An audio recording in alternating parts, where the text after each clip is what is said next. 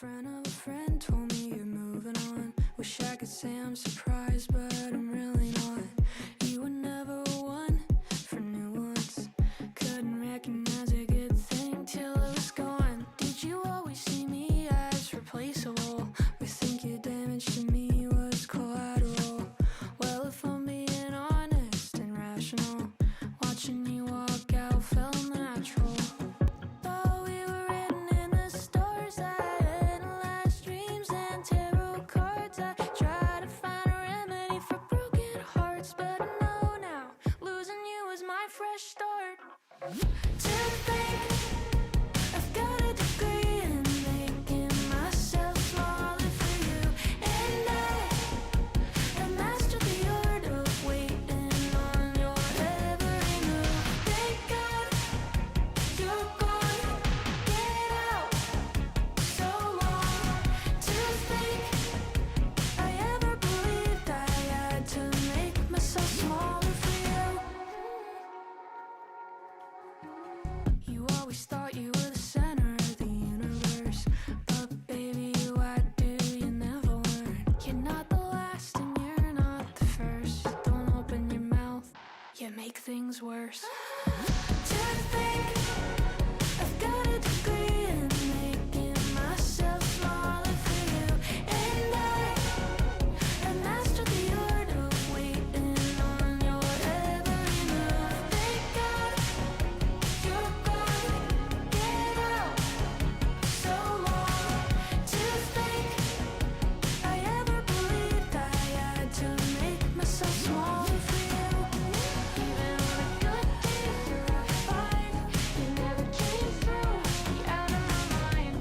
Even on a good day, you're fine. You never came through, you're out of my mind. Thank God you're gone, get out. So long.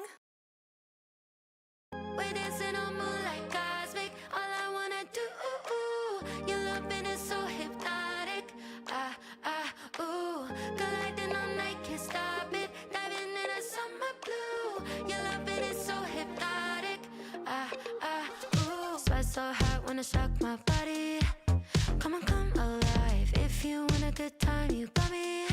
Lights, camera, action. Make you wanna love somebody. Drowning in these lights, fever colored high. Do you like it like that? Better heart, never beat, beat, beat so fast. Drop it up, down, back. Falling like a domino. We're dancing on moonlight cosmic. All I wanna do, your loving is so hypnotic. Ooh, colliding all night, can't stop it. Diving in a summer blue. Your loving is so hypnotic.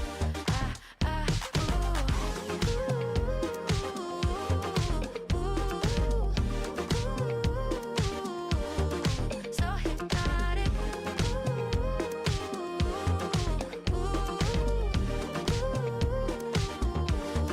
So hypnotic. There's no stress, having one too many of a drink like you. If you want a good time, come get it. T-minus 10, 9, 8. We have a go for main engine start. We have main engine start. 4, 3, 2, 1.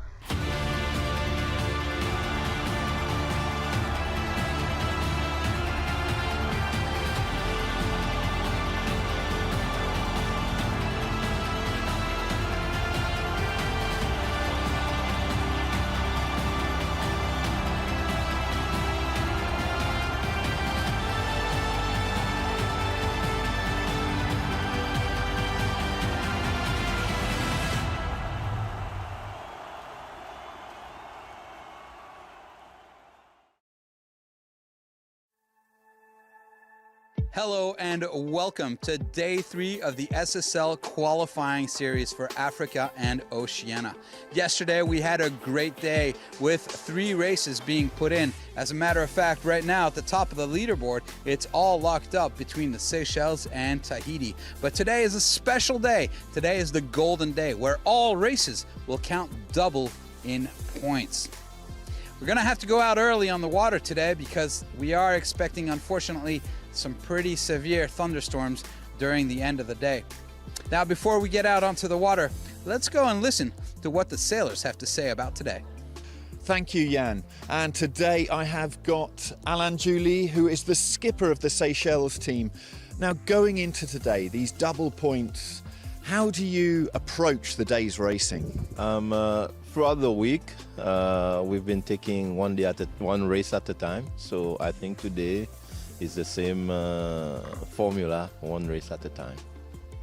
Now, you must be really pleased with how you've taken on the really experienced Tahitian team and given them a proper run for their money, and today tied at the top, a big battle with them. But also your goal is qualification, just the top two. How do you balance wanting to win the qualification event, but also making sure you qualify at all? As I said, it's one race at a time, but it would be very nice to win, but also to win against very experienced Tahitian will be wonderful, will be something very nice for us, for the team. I mean, talking to the team, they seem to think that it's all possible, it's all on the table, so we just need to go out there today and do our best again, and hopefully we'll come out with a win. Well, best of luck today. And now let's take a look at the highlights from day two. Minus 10, 9, 8. We have a go for main engine start. We have main engine start. 4, 3, 2, 1. Welcome back to Grandson for day two of racing here at the African and Oceania Qualifiers. The first race of the day saw Tahiti start on time and at speed at the gun. However, it was Mozambique starting 50 seconds late of the pack.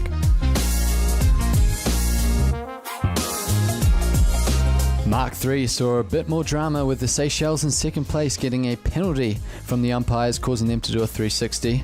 With Morocco hot on their heels with the kite up in third place, unfortunately they had a bad jibe causing the kite going around the forestay. This meant the Seychelles carried on in second place. Coming down the final leg of the first race, it was Tahiti with a big enough distance between second place to hold on to first. However, it was too little too late for Mozambique, and unfortunately they ended up in fourth. Race 2 of the day saw a tight start between all the fleet, all four boats lined up on the start line at speed. Mark 1 of race 2 saw Mozambique coming around the top marks and incurring a penalty from the umpires.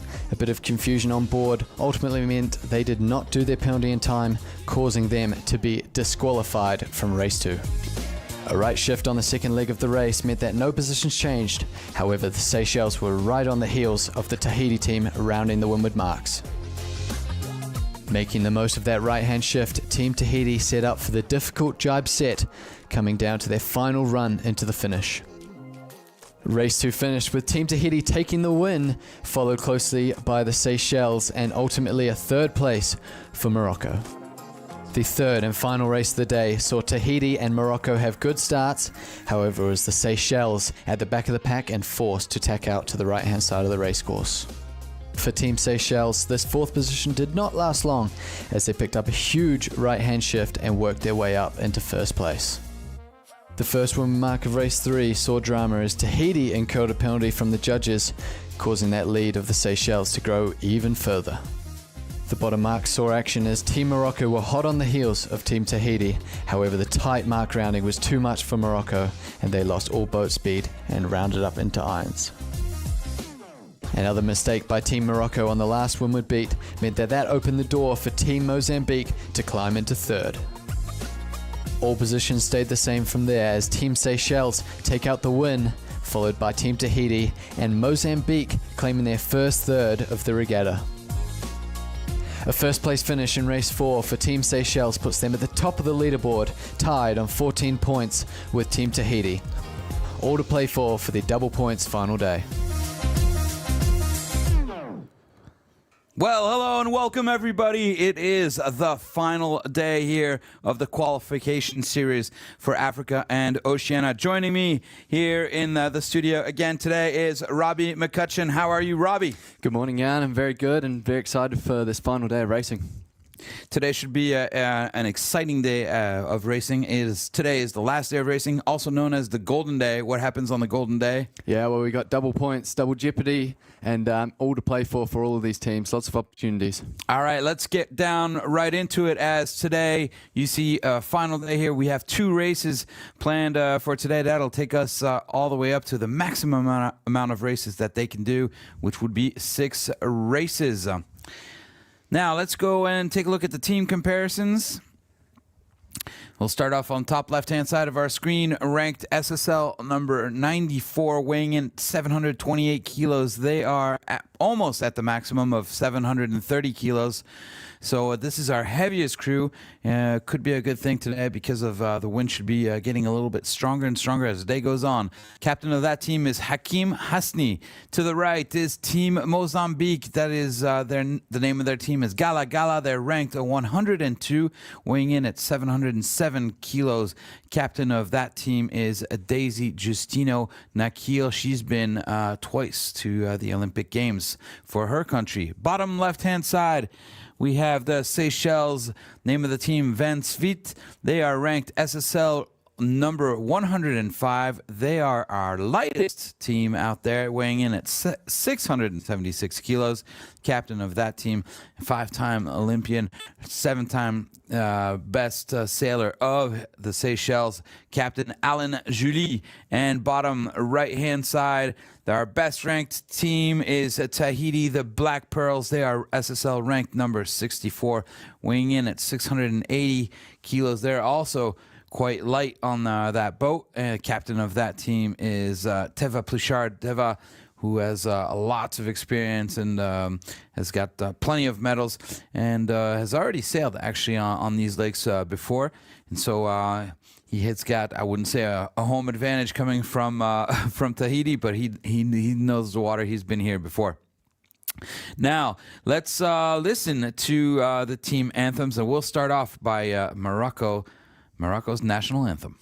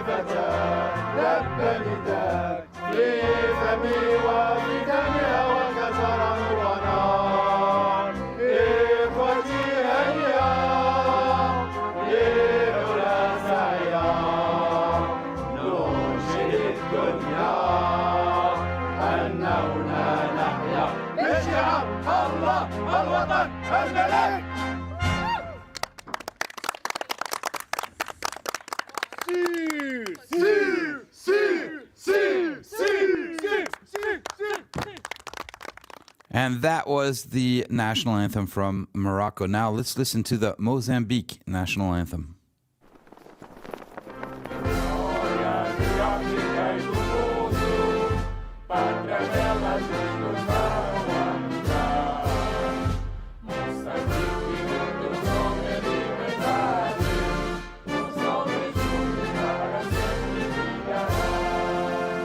Moçambique, nossa terra gloriosa, pedra, pedra construindo milhões de braços, com mais com força, com pátria amada, vamos vencer. Moçambique, nossa terra gloriosa, pedra, pedra construindo milhões de braços. Força, oh my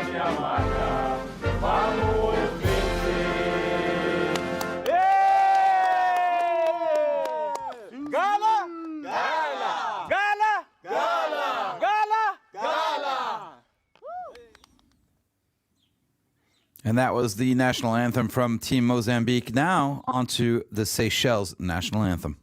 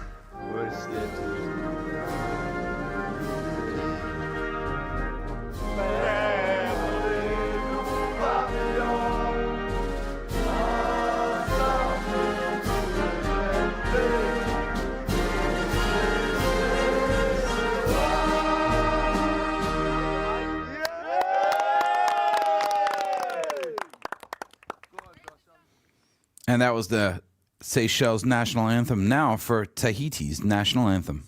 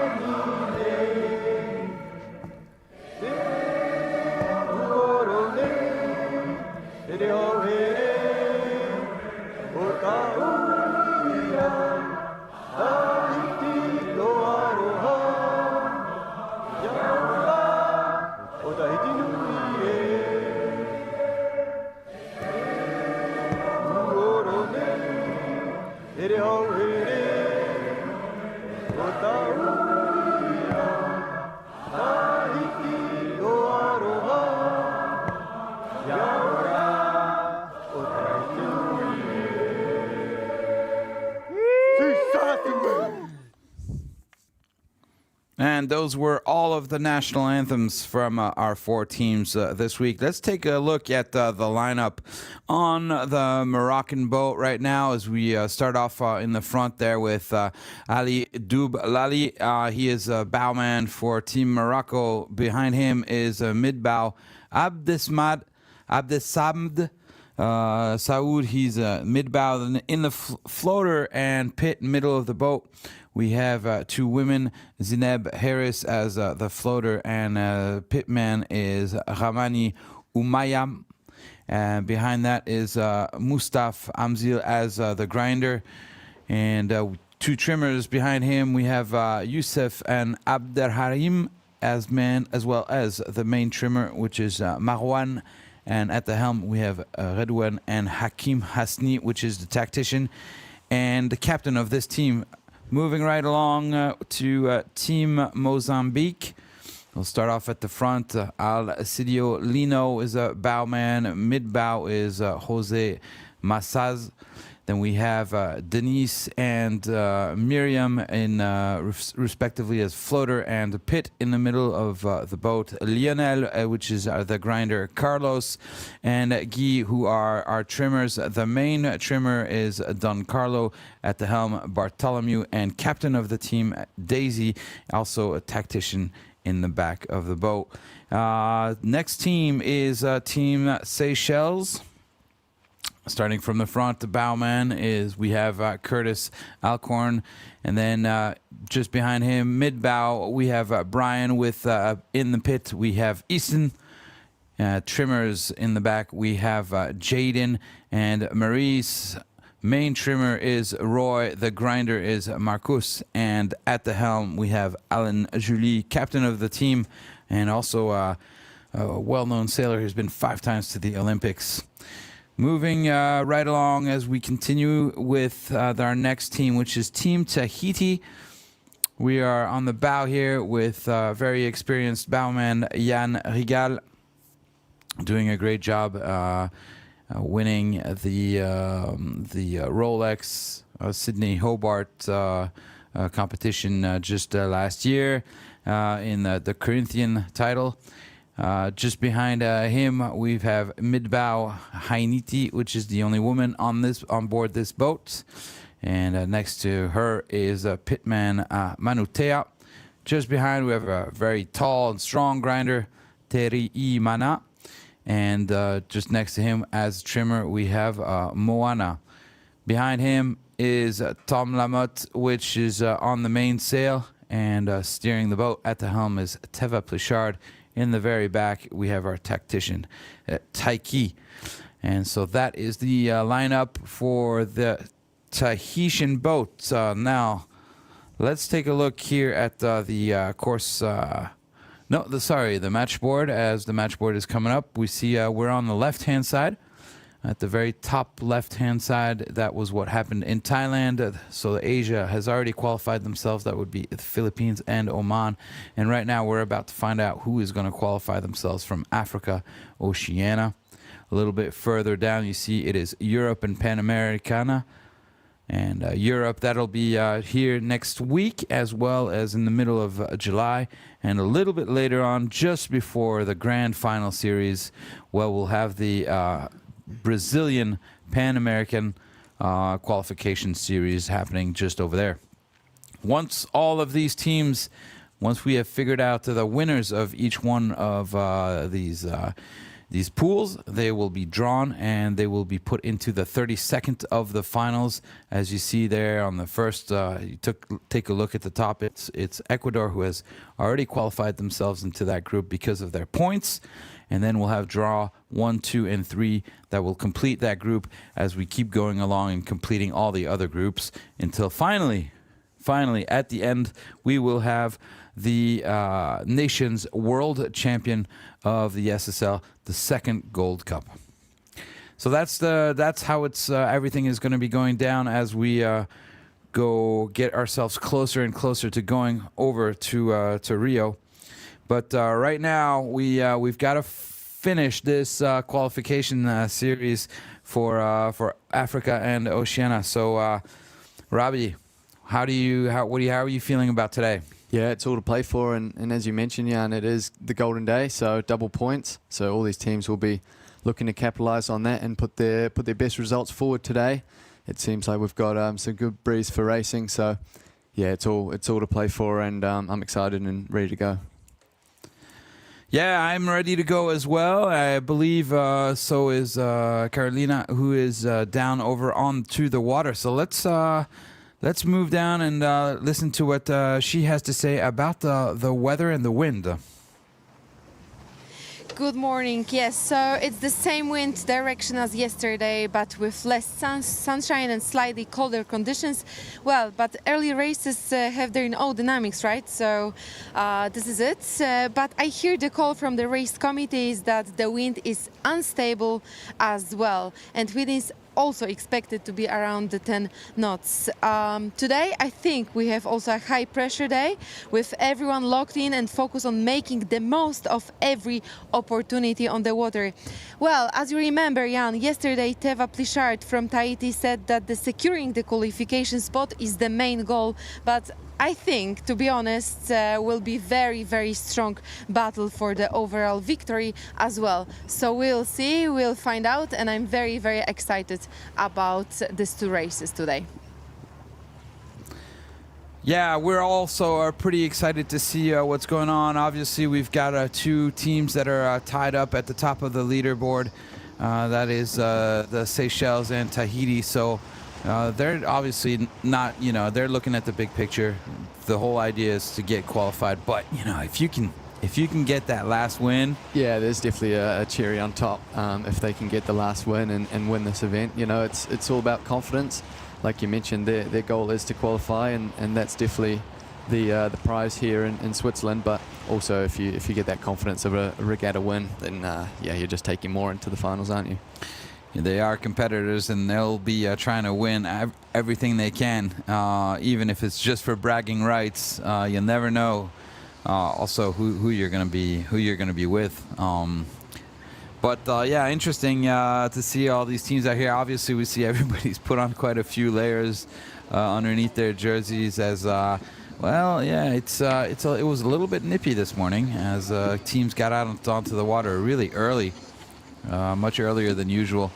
And yeah, so it's cold. Yeah, it looks like that cloud cover's gonna hang in for the whole day. So you can't expect too much sun, and these guys are definitely dressing for the occasion with a lot of layers.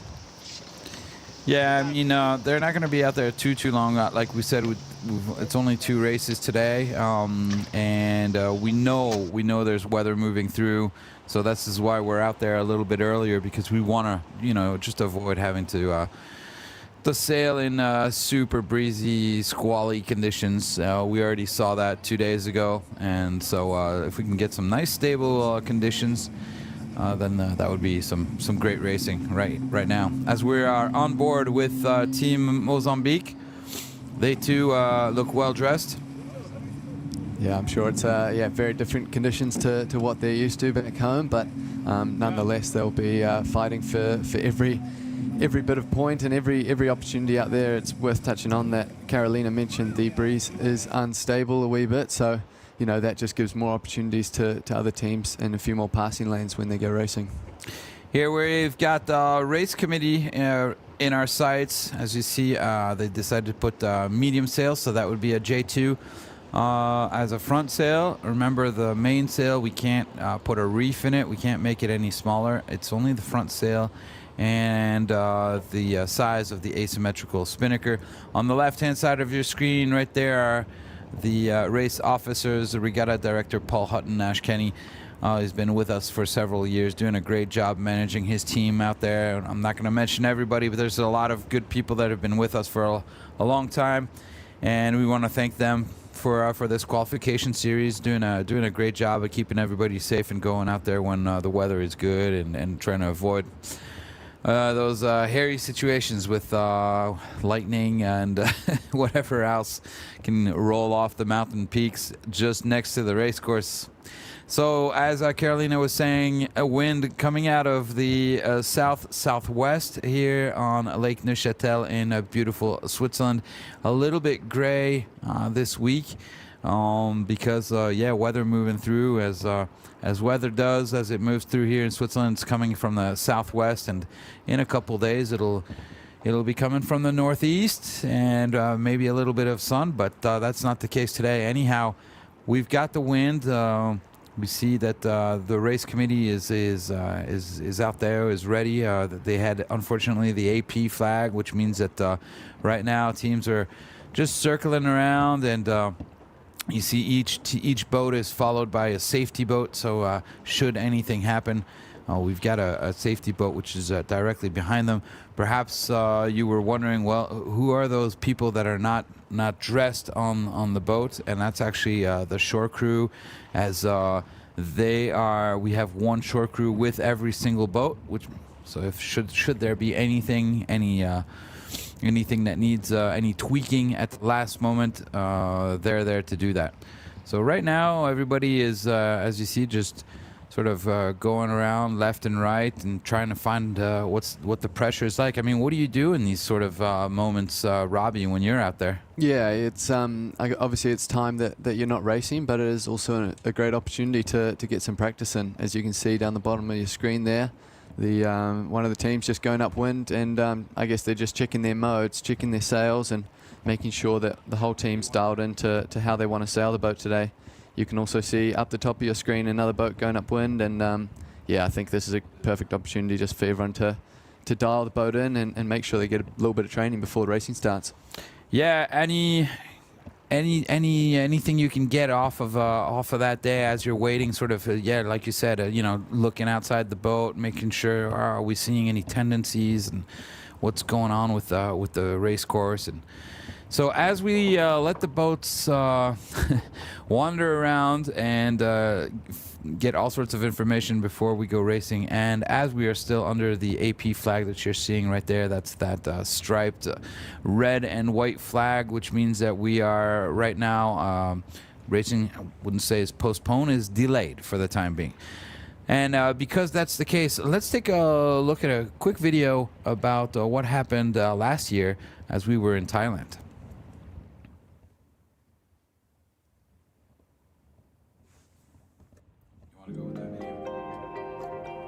Welcome to the Castle of Grandson, a 14th century medieval fortress which overlooks the lake of Neuchâtel. That's here, some 500 years ago, where Charles the Bald, Duke of Burgundy, lost his first battle against the Swiss Confederate. This event changes the face of European history.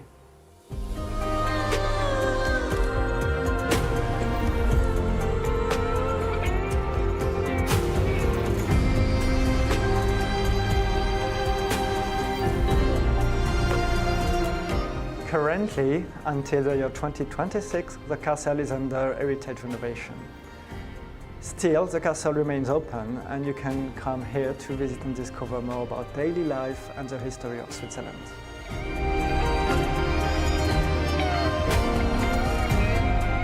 Throughout the year, the castle organizes a lot of activities like animation, visits and workshops. If you want to discover daily life in Middle Ages, or just discover the region, you can come here in the Castle of Grandson.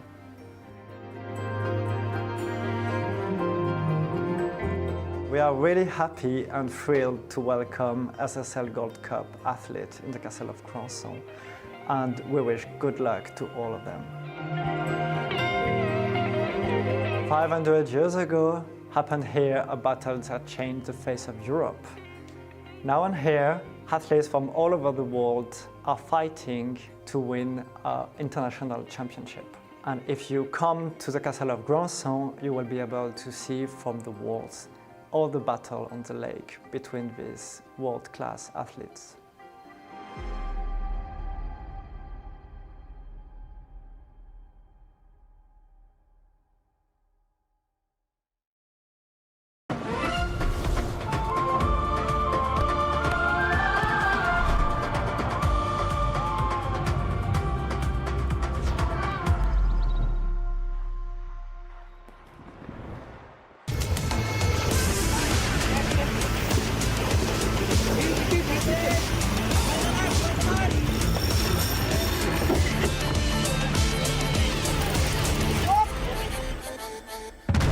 Welcome to the 33rd edition of the SEA Games, hosted in the stunning coastal city of Pattaya in Thailand. Held at the Ocean Marina Home Tien, the new event made history bringing the SSL 47 keelboat class boats together in a nation-on-nation competition. 5 countries, Thailand, Malaysia, the Philippines, Myanmar, and Vietnam, brought their best sailors to compete in this prestigious event. Over 4 intense days of racing with fantastic conditions, Pattaya's waters proved to be the perfect stage. It is the first time in history that athletes can compete in multiple classes with the chance to medal in both individual and mixed disciplines. The event highlighted an unprecedented moment in the history of the SEA Games. Her Majesty, the Queen of Thailand, took the helm of the Thai boat, paving the way to inspire the next generation of sailors. The first day of racing opened in near-perfect conditions, with light breeze and flat water. The first start saw the Philippines launch well from the leeward end, but Thailand quickly took control on the opening upwind, rounding the windward mark first and extending their lead downwind, going on to take a commanding first race win. The second race began in stronger breeze with another tight start. The fleet stayed closely packed, but Thailand gained the upper hand upwind and held off Malaysia in a fast, physical race to claim a second victory. The final race of the day brought winds of up to 18 knots. Late mistakes by Thailand and Malaysia opened the door for Myanmar. who nailed the final drop and won in a thrilling finish by meters. We've been lucky enough to have Her Majesty on board with us, and she's done a really good job of bringing the whole team together and making sure that we as a group are all composed and doing the jobs that we need to do. Day 2 opened with an aggressive start as Thailand and Malaysia timed the line well, while the Philippines were forced to bail out early. Shifting pressure split the fleet upwind, and after a brief challenge from the Philippines, Thailand regained control and sailed away for another win. The second start was clean and competitive, with the Philippines leading early before Thailand's speed carried them to the front. Malaysia and Myanmar stayed close, but Thailand extended in the stronger breeze to secure yet another convincing victory. Our team did very good job today. We won all the 2 races, and how to manage, make it simple. Yeah, what we practice, we try to be simple, and we did very good job. On day 3, the fleet lined up tightly at the windward end. Malaysia led early, with Thailand and the Philippines close behind. After a tense, closely matched race, Malaysia edged ahead on the final leg to take their first win of the regatta. Race 2 brought classic Pattaya conditions. Thailand took control early and powered to another clear win, while Myanmar edged the Philippines in a tight fight for second. I haven't looked, but I think we've got a race to spare. So, yeah, we're in a comfortable place. That's quite nice. The final day began with a fiercely contested start. Malaysia launched well, but Thailand matched and covered immediately. The fleet stayed tightly grouped through the opening legs as pressure built. At the leeward gate, Thailand kept their rhythm, followed by the fleet with Myanmar and the Philippines battling for a spot on the podium. But in the end, it was Thailand crossing the finish line first and closing out a dominant overall victory, followed by Malaysia taking the silver and Myanmar taking a hard-fought bronze. It's very honors to be with the team that we know each other for so long time. We are like a family, and we very honors to have Her Majesty on board. And this is like a history of sport and sailing. We are fighting for the goal with Thai all the week. We give them a good battle. I'm sure that the team need to be proud of themselves, head high. We will come back again next time we'll be in Malaysia. We will bring in this event to Malaysia, and we try to do our best there and try to get the gold there. Thailand are the winners of the gold medal for the 33rd SEA Games in the SSL 47 keelboat class. The silver goes to Malaysia, and Myanmar wins the bronze medal. The prize-giving ceremony was held in the presence of His Majesty the King of Thailand. In a graceful and emotional ceremony, the King himself awarded the medals, marking the culmination of a special event in SEA Games history. Following the success of this edition, attention now turns to the next SEA Games sailing competition, which will take place in Malaysia in 2027. See you there!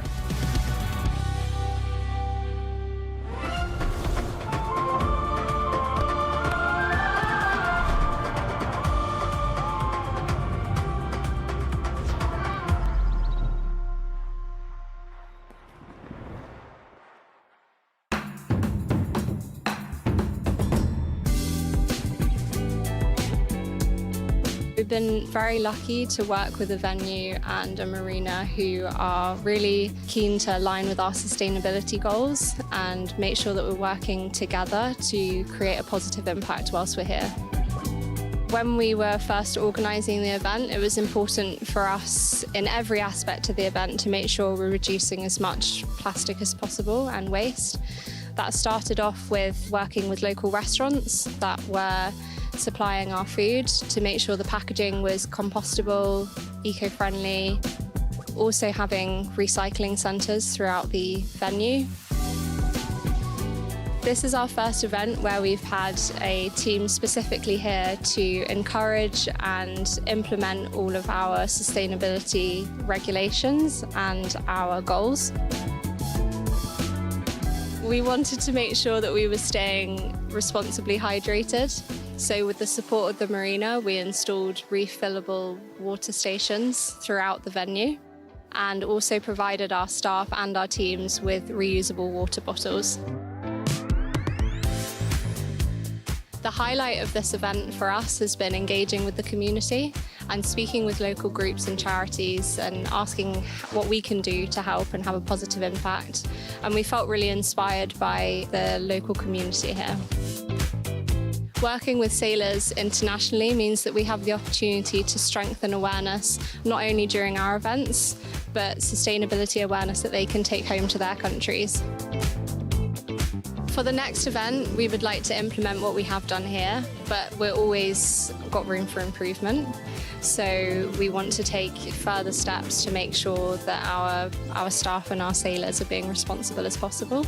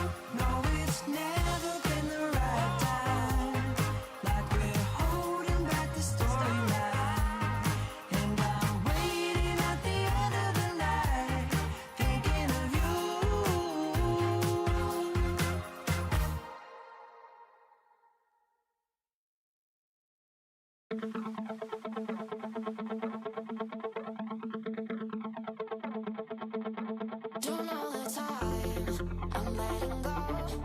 I wanna find someone to love. I feel alive. I think you know. We're getting down, we're getting low.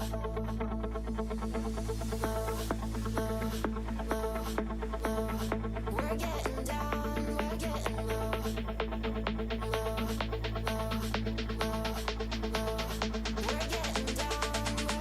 low. Don't know the time I'm letting go. I wanna find someone to love.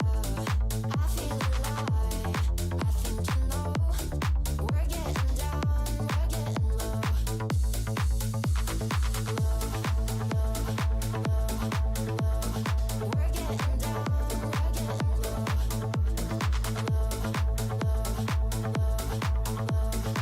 we're getting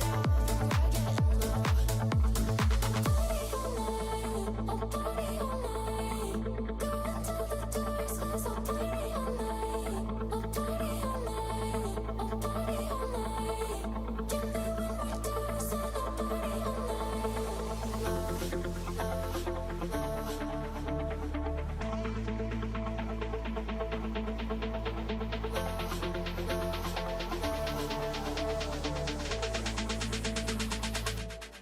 Don't know the time I'm letting go. I wanna find someone to love. I feel alive. I think you know. We're getting down, we're getting low.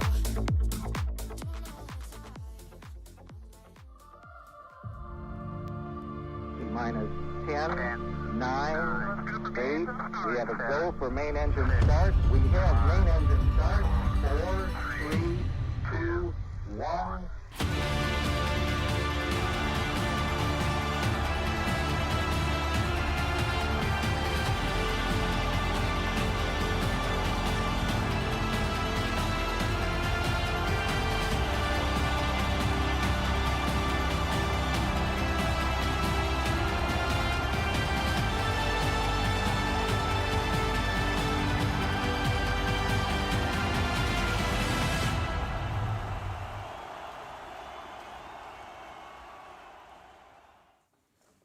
All right, Robbie, we're back. We were off the air a little bit longer than expected, so it was some shifty, windy conditions. But looks like our race committee decided that it is stable enough now so that we can go racing. Yeah, absolutely. It looked like the breeze was there. You know, they had enough wind strength, but it was just a case of the wind shifting around too much for the race committee to get in a stable and fair race course. So we are less than 4 minutes before the start. Let's go down onto the water where Carolina has the latest news and weather.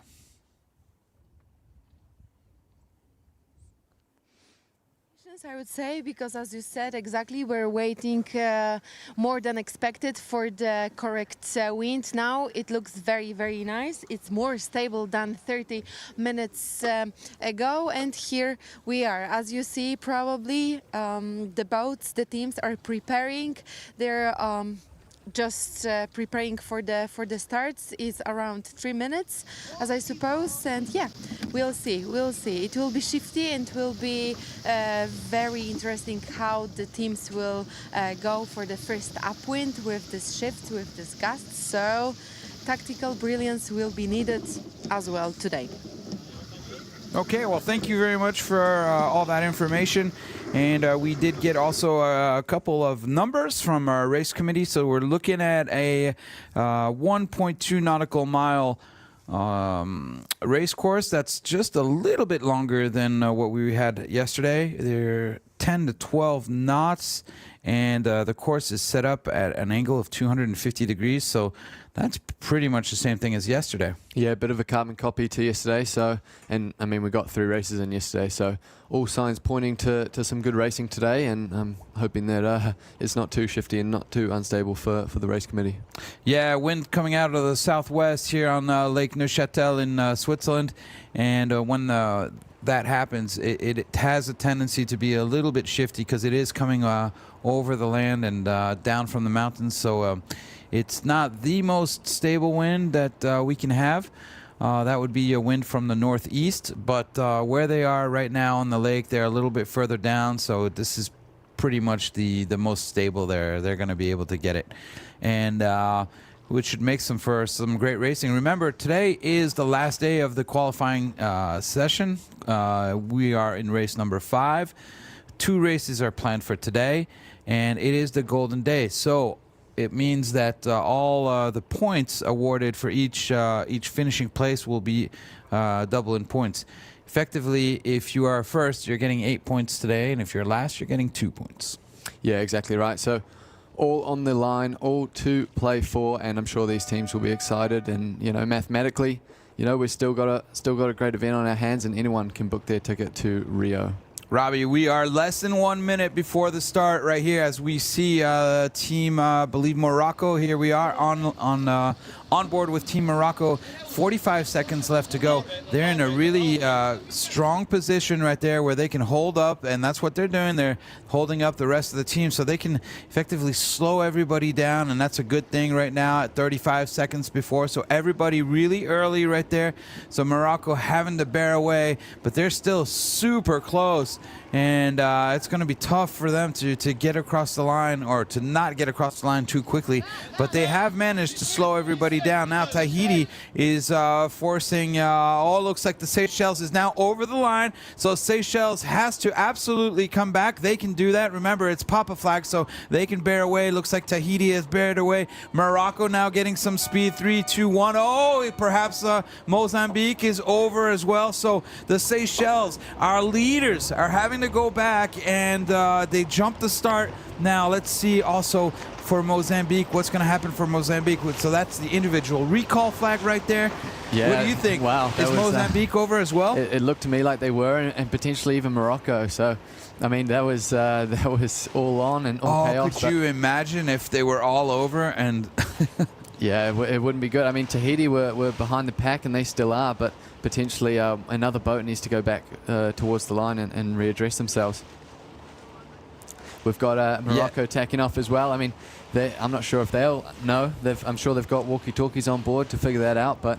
No walkie-talkies. Not anymore, only during the training sessions. So apparently, perhaps, I do have some information, but we'll find out what's going on. It looks as though Mozambique as well was over the line, and they haven't gone back. And so what's going to happen is once they get to the windward mark, then the race committee... Oh no, the jury's going to come up to them and give them a black flag, and that'll be it. So they'll get disqualified unless they now go back over the starting line, but that's not what they're planning on doing. That's a long way to go as well. Yeah, because they thought they were in the right, but I think we both saw it. They were perhaps just maybe a foot over. Oh, tough break right now for Mozambique. So there you go. You see it, OCS over course start. For Mozambique. They don't know it yet, but they'll find out once they get to the windward mark. That's going to be a really tough break for them. However, Morocco is our leader right now, doing a great job, and Tahiti to the other side.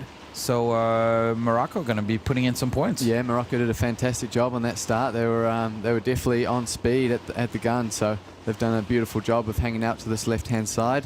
Tahiti looks like they've gained a wee bit just off that slower start, and we've still got a race on our hands between the top 2 boats for sure. This is the exciting point right now where you start calculating how many points they have. I think so. Right, so they had 7 points, right, and now they're gonna score 6 if they finish second. Yeah. And where does that put the other?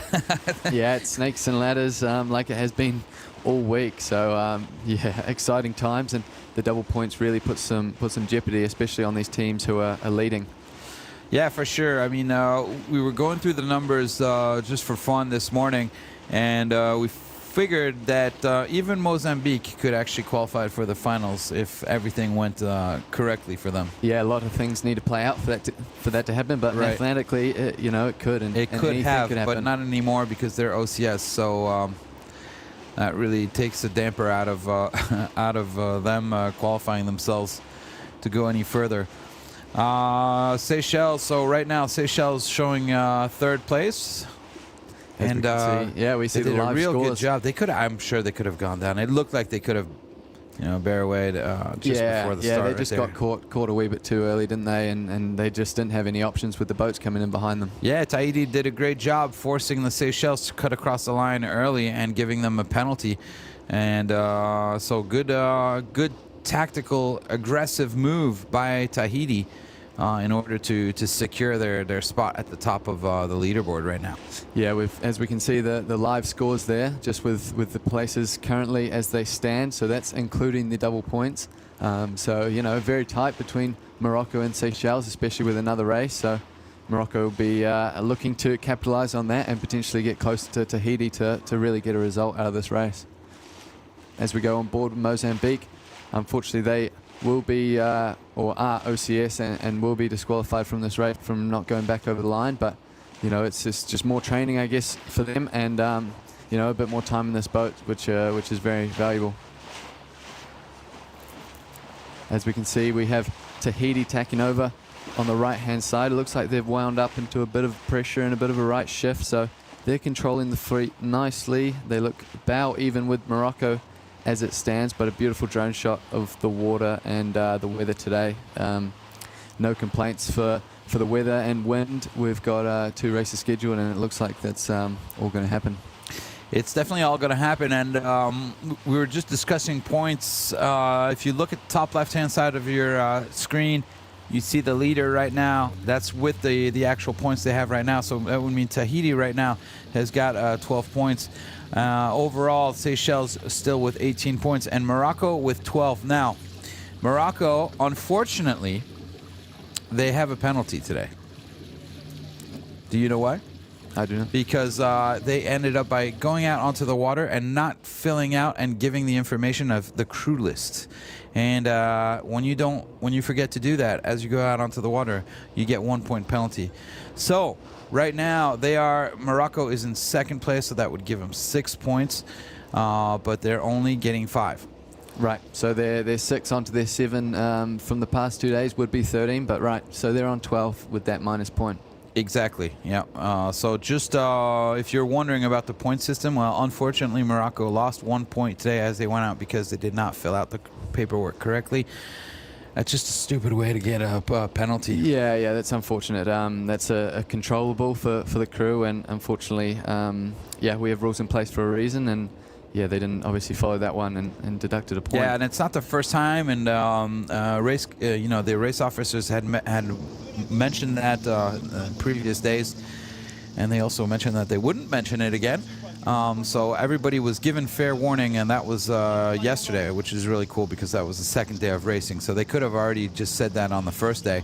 But anyhow, it wasn't reiterated this morning, and unfortunately for them, well, that's a 1 point penalty. But right now, it looks like they're not going to be threatened by Mozambique for their third place overall. So not too bad. Yeah, nothing to lose for the Moroccans, right? They came into this third overall, and it's double points today. So even though they got that penalty point, they'll still be hunting and trying to work their way up into that top 2 for the qualifiers. Yeah, absolutely. And for them, it's just an opportunity. One more day, one more race. They'll definitely come out of today learning something, even if they don't manage to qualify themselves. Yeah, absolutely. I was talking to them last night actually after the racing, and they seem confident. I mean, they're a little bit behind the pack at the moment, but they're still pushing hard, and they're confident that they can still put in some good results to be up there and in the mix. I think that's what's really important, especially for these new teams, is to try to sort of develop your team, and every opportunity is a good one. And this is racing. There's no better practice than when you're racing. Yeah, absolutely. It's all training, and it's all exciting for them, and they're sailing a beautiful boat in beautiful conditions. So there's lots to play for sure. It looks like it's pretty calm right there on the Seychelles boat. I'm sure they're pretty frustrated being back there after the great day that they had yesterday. However, as you see, overall, they still have 18 points, so they're 6 points ahead of Morocco.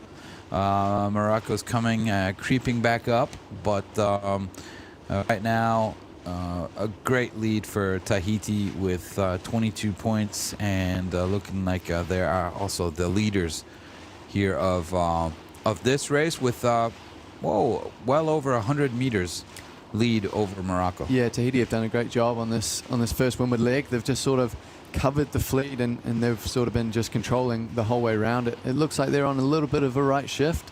Morocco are just on their right hand side also, so any more right shift than Morocco potentially gain. But Tahiti, you can see have been sailing Moana well. right there, who was hiking hard, one of the trimmers. So you see they're giving everything that they've got, staying out in that position, keeping that weight boat as looks far locked over. in. Yeah. Everyone's in their role, and everyone's locked into the boat, and it looks like they're going very fast. And as you can see, that lead's growing little by little. This is one of those moments where you just gotta put your teeth together and sort of bite the bit, because you really want to keep all that weight out there to be really fast, especially in that very first in the very first leg. By the way, that was an excellent release of the jib. Did you see that? Yeah, I saw that. Yeah, Haiti, and how she pulled that rope right off of the winch. It was like straight up in the air, and it just unraveled. Yeah, for those at home who are thinking of releasing a winch or being an offside trimmer, then that's textbook. That's exactly how you should do it. I love how we're talking about something completely different, and we're both looking at exactly the same thing, going, "Oh wow, that was a nice move." Yeah, for good reason, absolutely. Yeah. So they're still out there, still keeping their weight out there, and you see they really Morocco did a good job right there, attacking over and not letting themselves get some bad air from Tahiti. Yeah, it looks like they've come into Tahiti a wee bit. Matching Tahiti. Yeah, they just want to keep their air clear on this port board. They're a wee bit on the left-hand side of the track relative to the centre, so they're obviously coming back to the centre and the right-hand side, so they just want to keep their air clear on their way back. There we go. Morocco is slowly getting out there. Everybody really hiking hard. It's a real important moment right now, especially this first leg, getting up to the weather mark. You really want to give everything that you've got. Yeah, it's a controlling part of the race. If you can manage to get into the first windward mark in the top bunch, then you can control your own destiny rather than having to play backwards and be forced to pick up opportunities from the other boats.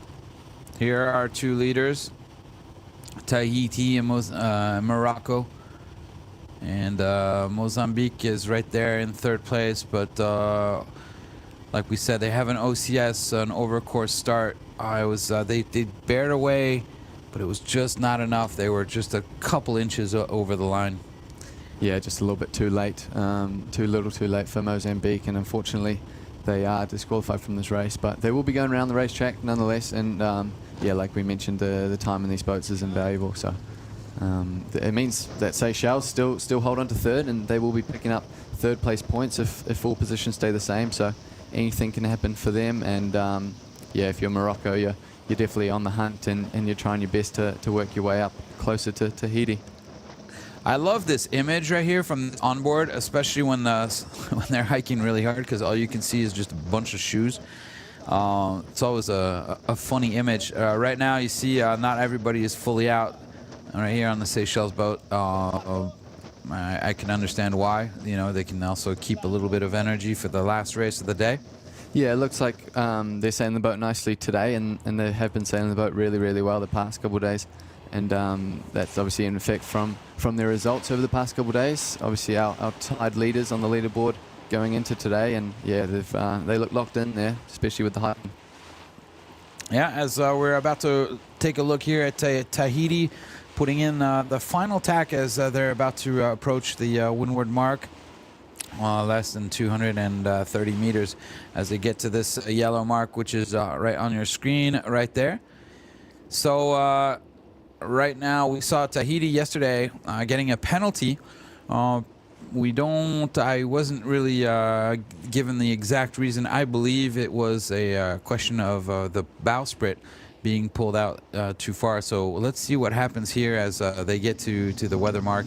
and it'll be interesting to see exactly when they do start to hoist the asymmetrical spinnaker and when they start getting that pole out. So remember, that pole cannot come out before they go around this this yellow buoy. And if they do take the pole out, then they have to take the spinnaker out as well. Yeah, it has to be in one motion, right? So you see how they're going way further? I believe they're going further so that they can now bear away and set immediately. Yeah, they've got that spreader leg like we saw and over the past days of racing. So they've got that spreader leg to go around before they can really turn downwind and hoist the kite. We see the kite now. The tack line has gone all the way out to the end of the pole, and they're sneaking. You see there how they're sneaking the kite up right there. As Jan Rigal in the front right there is really holding everything down. Here comes the bowsprit out, and everything goes up. As soon as the kite goes up, and there we go. So it's up, and the jib comes down much faster today. Yeah, great set. I mean, it's still a little bit off the top of that mast there, so the halyard just probably has about 1.5 meters to go. But you know, in terms of speed and in terms of process, that was pretty slick. There it is. Now they've brought that.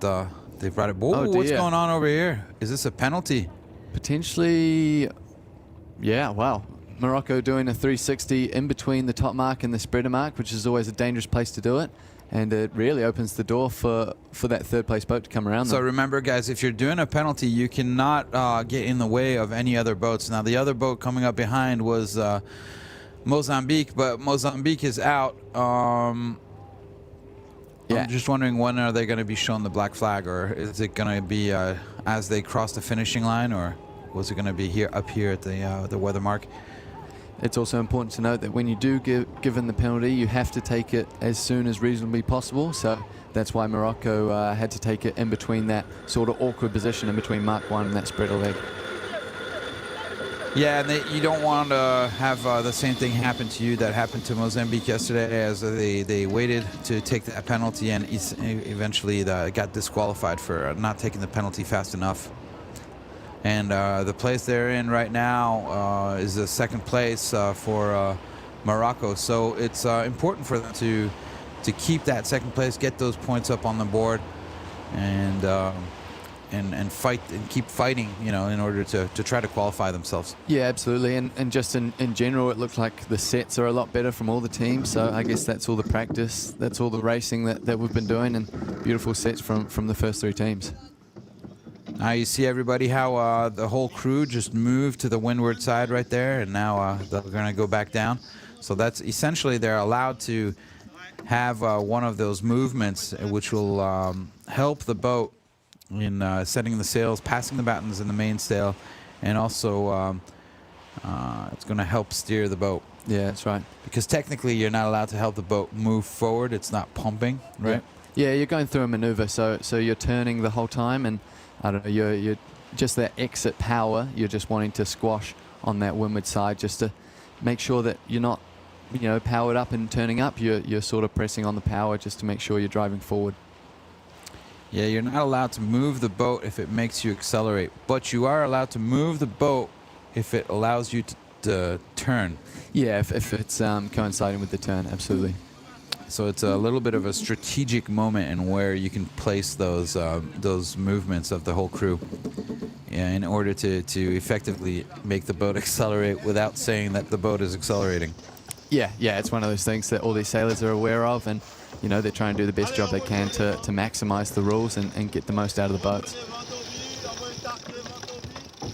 Here we go on Team Seychelles as they come round the spreader leg and go for the hoist. We have on the right-hand side that halyard on the winch there, so pulling up the halyard as the grinders go to work, and the pitman also pulling out the tack line. Working hard back there, still grinding away, making sure that kite goes up smoothly and efficiently, as the Seychelles is 3 minutes behind, so going back on that starting line really cost them quite a bit. Yeah, it did. They're working their way back through the fleet, but like we touched on, there's not many options for them. All right, so I think right now that we just missed it, but that's the umpire right there. She showed them the black flag. And so now Mozambique is aware that they have received the black flag, and they will have to remove themselves from the race course in order to not get in the way or hamper any of the other boats that are still racing.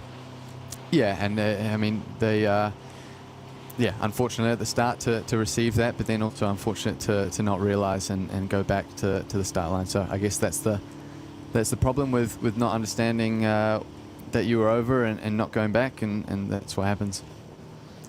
So 2 boats were over the starting line early. That was Seychelles and Mozambique. Seychelles came back. They were clearly over. It was easier for them to tell. Mozambique didn't think they were over. They were just over just by a hair, maybe a foot. And so they didn't come back, and now they're disqualified. So that's unfortunate. Yeah, as we go on board Tahiti here, we talked about it yesterday with that main, you know, being out a wee bit. I think it's a bit better today from my eye, and they've obviously, you can see the outhaul all eased and everything's a bit flowy. It looks to me like the Cunningham is on just a wee bit too much. You obviously want that upwind just to sort of straighten out the luff of the mainsail and not have any creases, but downwind you want the mainsail to be as full and as flowy as it can be. So potentially that's something for Tahiti to take into the next race, or next downwind even. Yeah, I'm sure there are. It's always really interesting for the teams to be able to come back and to watch the videos again, because you get these drone shots and you can see, it's easier to see some of the stuff as you're sitting outside the boat. When you're inside there, you just imagine you're looking up and you've got all this sail area in front of you. Sometimes it's a little bit easier to get a better global picture if you're standing a little bit further outside, and with the drone shot like we have right now, you can really tell the difference between the bottom of the boom and what the sail shape is like, and it's interesting. Yeah, no, I don't know about you, Jan, but I'm definitely more of a visual learner as well. So, if someone tells me something, then I might not quite get it. But, if you look at these beautiful, beautiful drone shots and you're sort of playing it along and analyzing it, then it really helps to take it through. Yeah, often in coaching, one of the things is you could say whatever you want, but whenever you show the video, I mean the proof is in the pudding, right? And that's the best way to do it, is to show the video, and then people realize, oh, that is what it looks like. Okay, because that's not perhaps the impression that you had on board. Yeah, no, absolutely. And as we can see here, Tahiti, they're communicating to the bow team from the helmsman. So I guess they're just talking through their next maneuver. There'll be another couple jibes in before they get down to this downwind gate. But you see the number 8 on the bottom? Collected. That's the tactician. So he was just right there. Taiki, number 8 on the left-hand side. So he's looking backwards. He's one of the only ones that's constantly looking behind, because obviously when you're going downwind, the wind is coming from behind you. So he's and now he's on the grinder. So he's helping the grinder do the jibe. Remember, this is one of the lightest teams. They have the fewest amount of people on board, so tactician's definitely giving a hand right there in moving the boat. You see everybody going up to the windward mark, to the windward side of the boat, in order to press the boat down and to help it bear away. Yeah, use that power that they get out of the jibe to take it down and take it forward as well. Yeah, but beautiful jibe on board Tahiti. That was really textbook light wind jibe. Yeah, it's real smooth. Taking your time, making sure you've got power in your sails before you bear away, so you get nice smooth rounding. Those are well done, and we've got Morocco, which is still in second place. Seychelles, there's the jibe now here from the Moroccan team. Yeah, look, to me, just tactically speaking, all the boats sort of jibed as early as they wanted to. They sort of set the spinnaker and then jibed quite early, so that sort of indicated to me that there was a right shift, but it seems like their course is sort of averaged out a wee bit again, and it still looks like they've got a couple more jibes down into this gate. Yeah, you see, they didn't do the little pump as they got out of that jibe. So they could have pumped a little bit and gotten a little bit more of an advantage, picked up a little bit of speed. Yeah, it's fine things. I mean, I think we're potentially being a bit too nitty-gritty on it, but absolutely, you're totally right. It's little things that can just go a long way into gaining boat lengths around the course. Yeah, and I think, it's so obvious when you're looking at Tahiti doing these moves. Then, back home, I'm sure you're wondering, well, why didn't Morocco do it? Well, they should have. Yeah. I mean, it's a difference, and we were talking about it earlier. The experience is different as well, right? So Tahiti have sailed these boats quite a bit, and the other teams might not have have as much experience. Excuse me. So yeah, it's just that's just how it goes, and I'm sure they're still learning. Yeah, well, that's for sure. I mean, one of the first things is when you're learning how to sail one of these boats, or any boat, really, you're looking really inside the boat. If you look at all these guys here on Team Tahiti, they don't need to look inside the boat. They know where the things are, and they can start now focusing on different things like body weight and positioning their boat around the race course, and taking a look at what clouds are coming in and where the next gust is going to be. So having your head outside of the boat, really important. Now let's take a look at this jibe right here. Now here's what's interesting. You see the spinnaker is full. As soon as it's full, they release it a little bit so that it goes forward, and then they do that pump. And so that allows for the boat to be able to sort of the energy is put in the boat going forward and not in the boat sliding sideways. Yeah, waiting for the kite to fill, just to generate as much power as they can to heel over the boat, and then that's the moment to squash. Absolutely. So now we see Jan Rigal, number 1, the bowman right there, getting everything ready as they are hoisting the J2. Looks like they've done a great job on this downwind. They've definitely opened the delta, opened the distance between them and second place. So it'll be calm on board this Tahiti team, and they'll be poised to do a safe drop and go around Mark 3 or Mark 2, excuse me, with the gate marks and head back upwind. Yeah, so I'm thinking they're probably going to just do a regular up.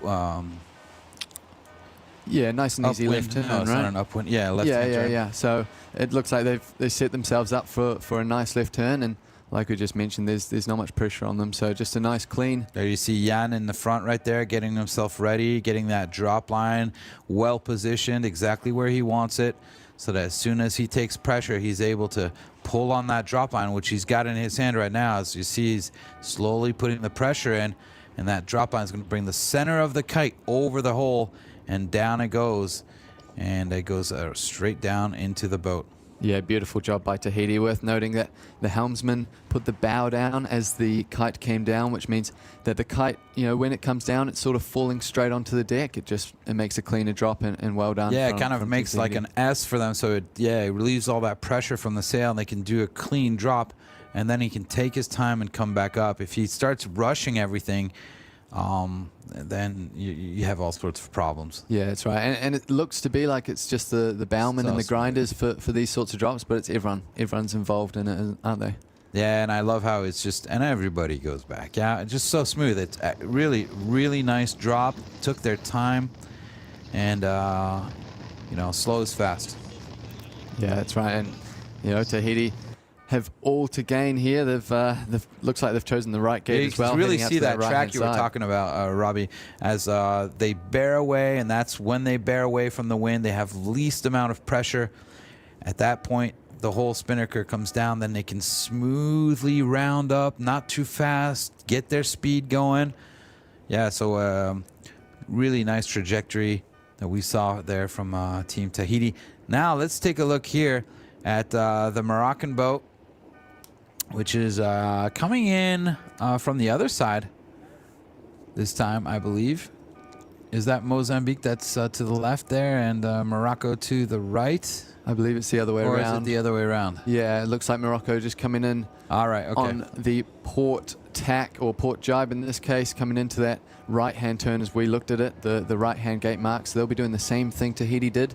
Going for this drop and then heading out to that right-hand side up the course. Now let's see, you saw a textbook drop from Tahiti. Now let's take a look here and look at Morocco and see how they do it. So see the same thing here, getting that drop line, the spinnaker folding in half, right on top of the hatch, and then dropping it. They dropped it a little bit slower, and you see that spinnaker is going backward. It's going, it's flying out from the from the front sail right there. So It was a good drop. I think the halyard wasn't dropped fast enough, and so now they're sort of struggling to get it back into the boat, which is unfortunate because I think in terms of timing, it was good. Yeah, well, yeah, it came down slowly, which meant the bowman or the mid bowman had to, work really hard to get and capture all the kite into the boat. And so there you go. That one person that was dropping the halyard at the pit could have done it just a little bit faster, and it would have helped the other two guys.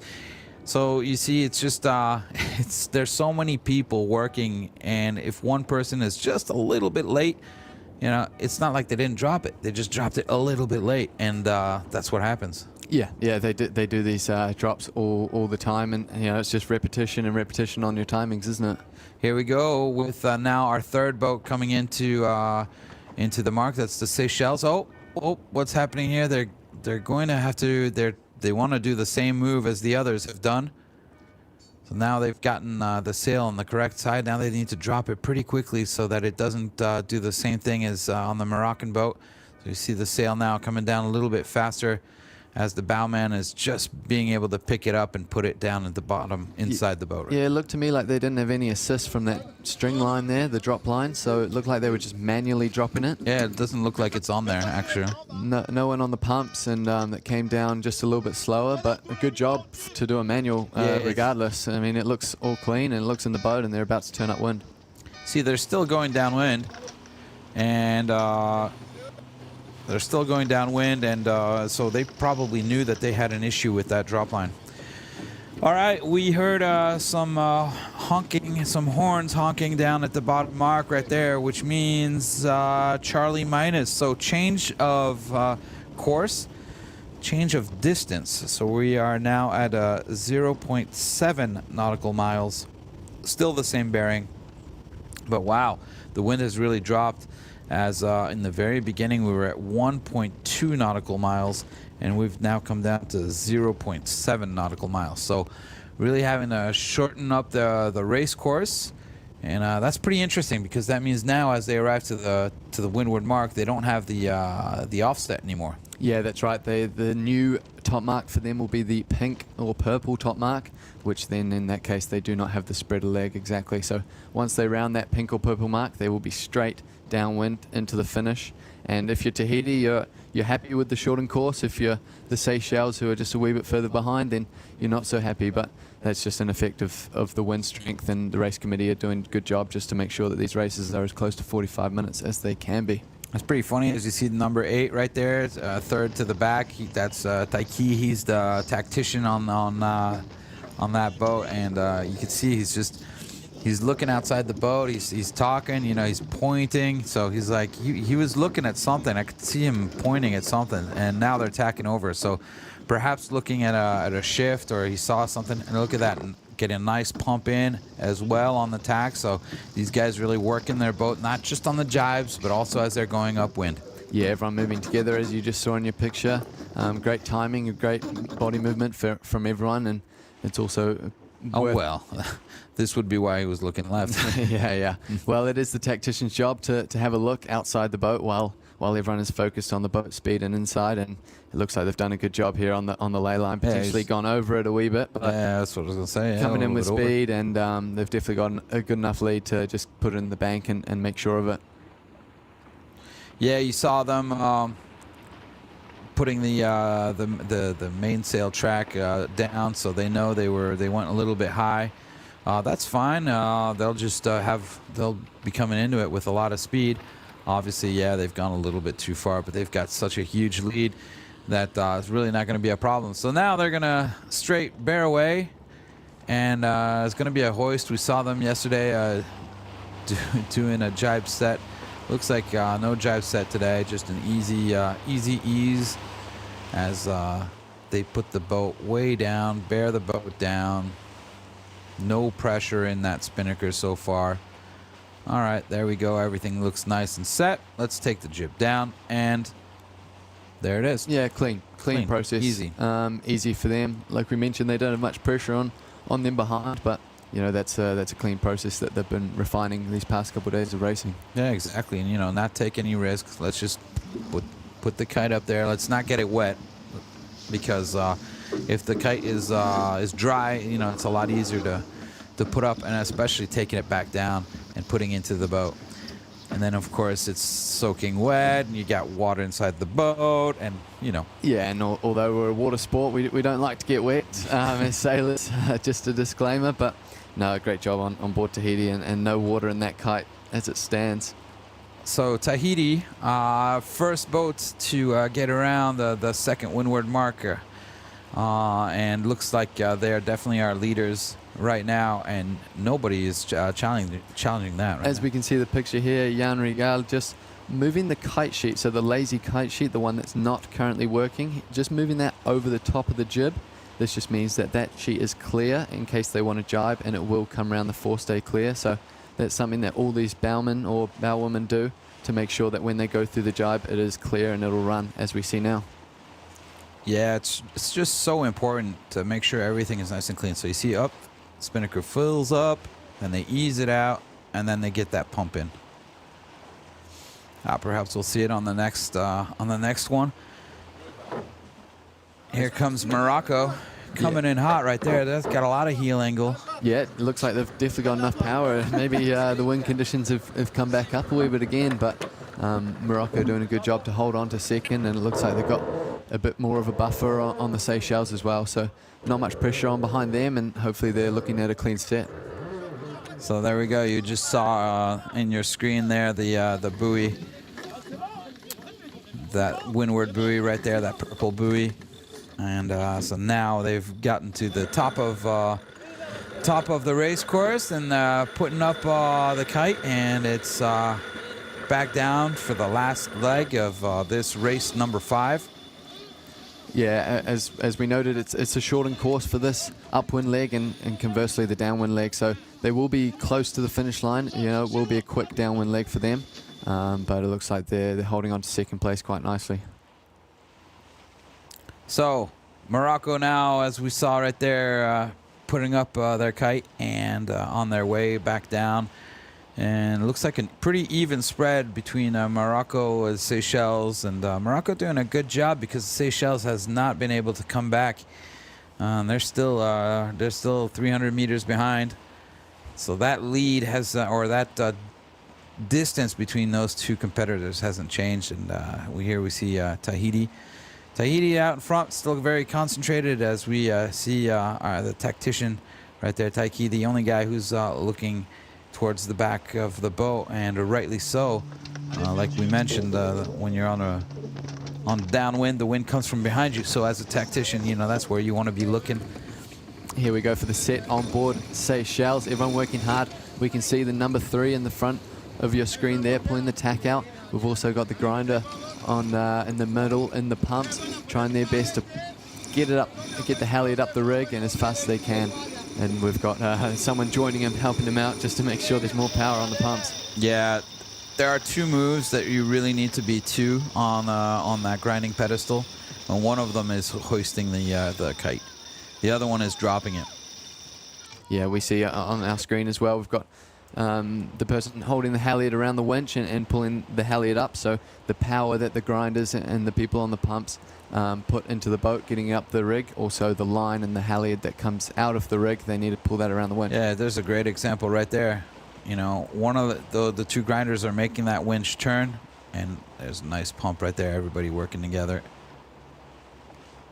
Yeah, so the grinder's making that winch turn, and then obviously one of the trimmers is pulling as fast as they can in order to get that sheet to the other side, or perhaps it's the halyard, depending on whether you're hoisting or whichever maneuver you're doing.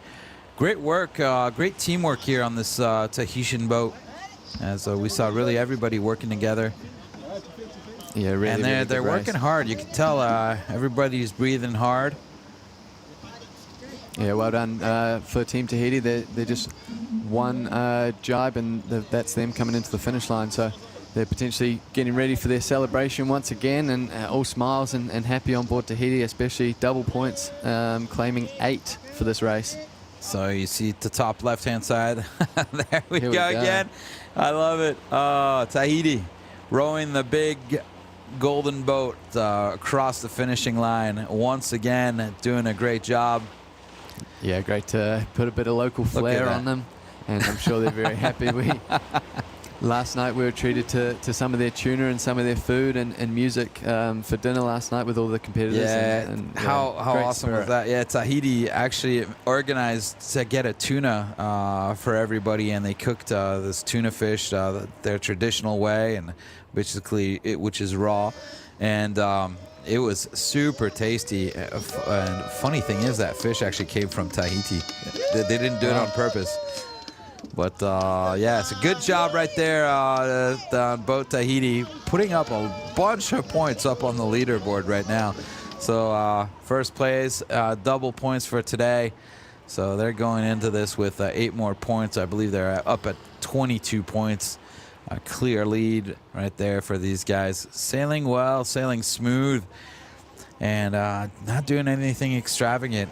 It's fast. Yeah, really putting their best foot forward to book themselves in that qualifying ticket, right? It's always great to watch these teams as they just, it looks like it's so smooth and so easy, and they make it look so easy, but that's hours and hours of work and paying attention and teamwork and making sure everybody's working together. So great demonstration of how it's done, and look at the lead they have. Unbelievable. Yeah, it looks like it looks like they grew the lead, throughout the entire race, and they just didn't look back. So clean race from Tahiti, and yeah, all smiles and celebrations as we saw. For sure, and these guys can be happy too. Morocco, I believe this is their best result so far.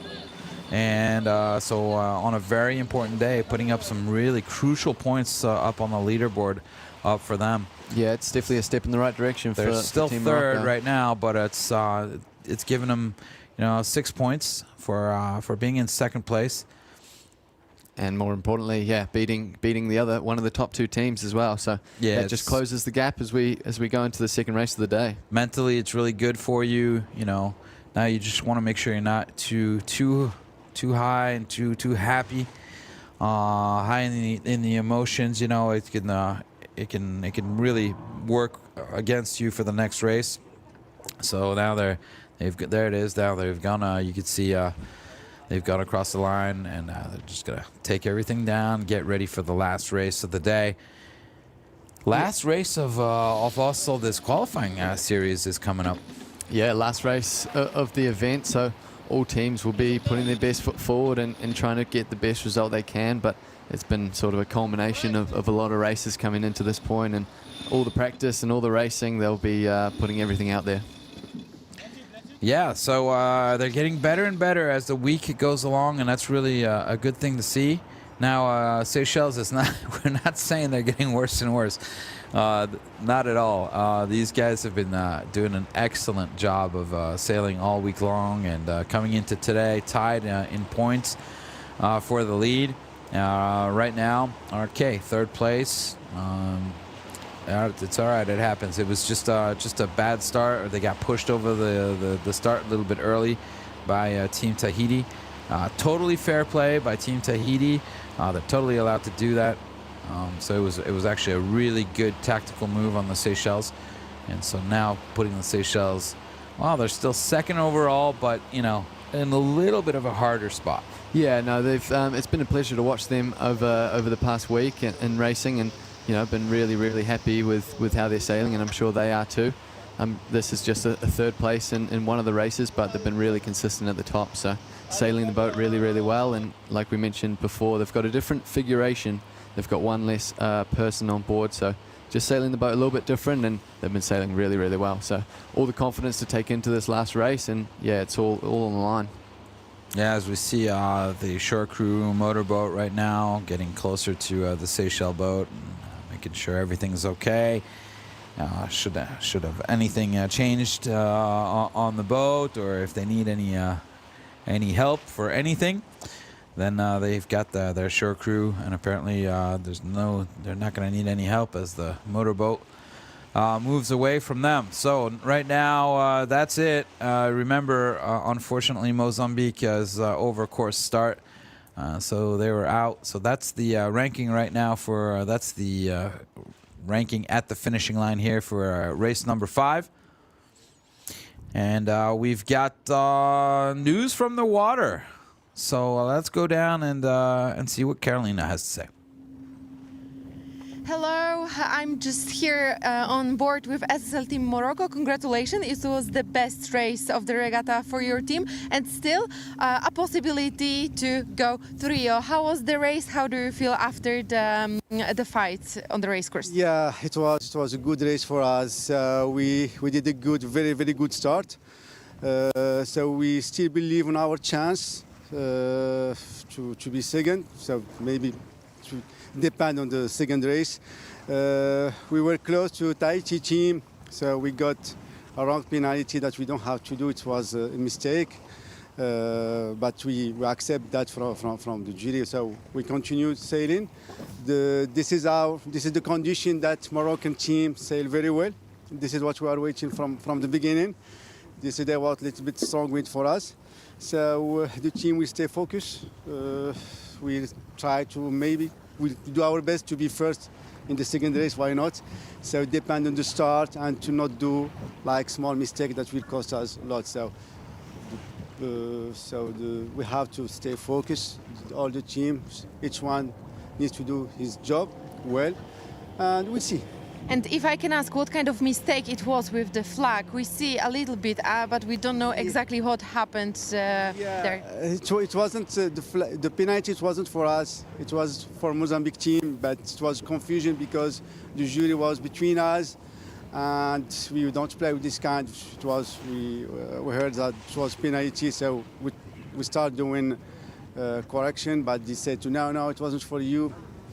It can happen. Yeah. So this is something on the sailing that we accept and can happen.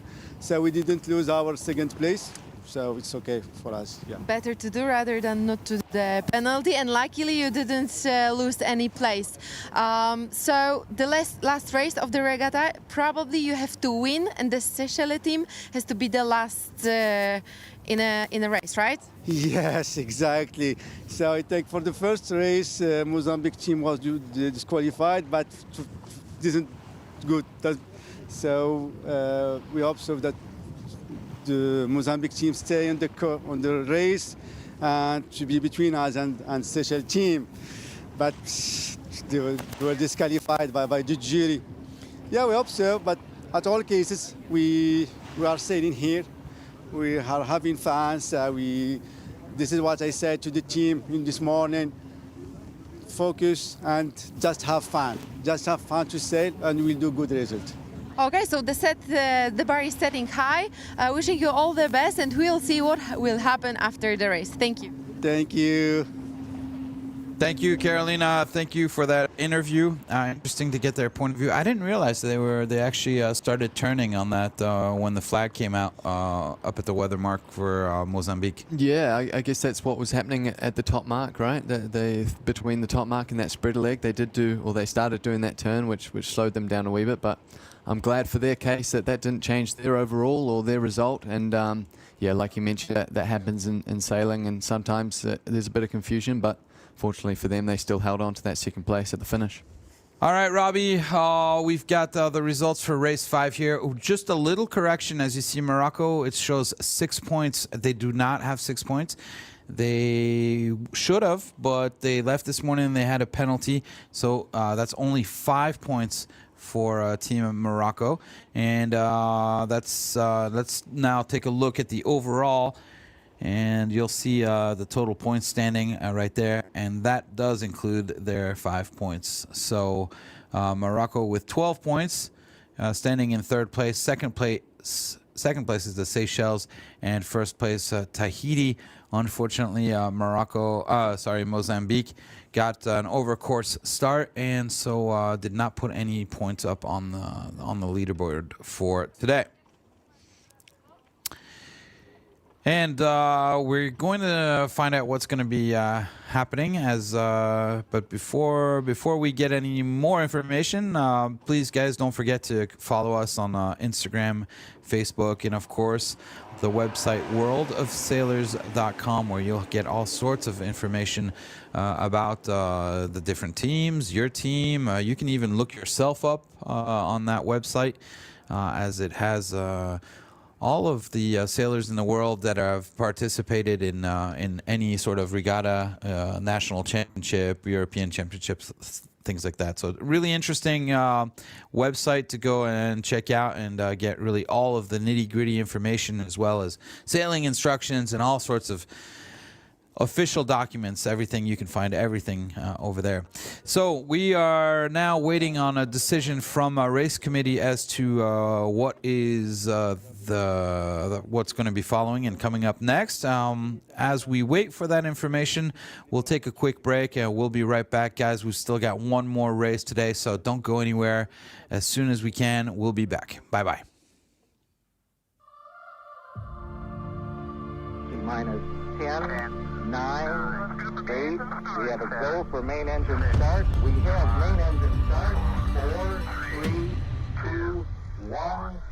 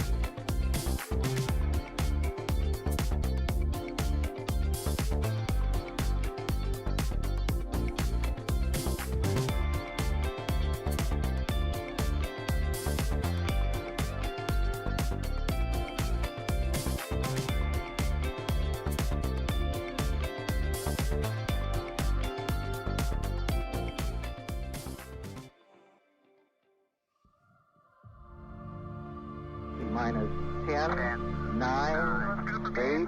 We have a go for main engine start. We have main engine start. 4, 3, 2, 1.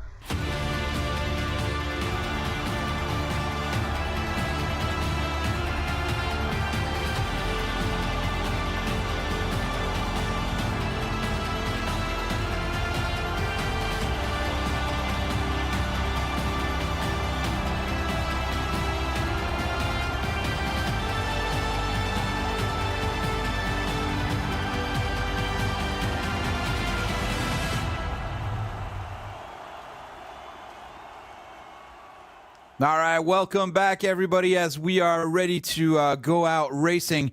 Let's take a look at the leaderboard as we have less than 5 minutes before the beginning of the race. We see Tahiti is in the lead with 22 points, followed close behind by the Seychelles. Morocco is in third. Mozambique is in fourth. Today is the golden day, and all races are worth a double in points. Now, let's go back down onto the water as Carolina has got some news for us.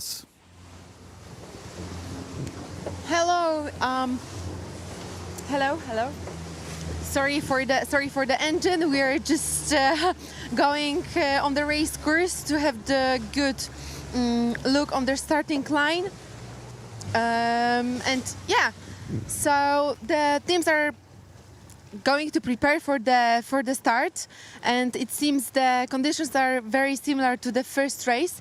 We'll see what can happen on the race course, but what can I say about the previous race that I had in mind, that I saw exactly the faces of SSL Team Mozambique during they get the penalty, and you can't even imagine how it looks like from the side that they were very disappointed, of course, but after a few seconds the SSL team captain Daisy just come up and do the high fives with all the team, and she probably say that don't worry, we are fighting for the end, and it was very, very kind of nice guess, I think.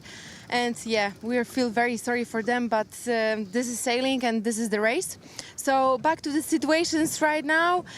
We are just before the start. The boats are preparing to be ready, and we'll see what will be happening in a few seconds. Right, thank you very much for all that information. We can only imagine how this Team Mozambique must have been feeling. It's been really a tough week for them. They've been doing actually a great job at all the maneuvers, and now it's just really the whole understanding and learning how the racing goes, and all of the little things that go around racing, not just maneuvering the boat. Yeah, that's right, and it's good to hear that the leader, the captain of their boat, is still in good spirits and trying to pick everyone else up, like Carolina just mentioned. So that's a positive, and I'm sure they're going to go all guns blazing and nothing to lose for this final race of the day.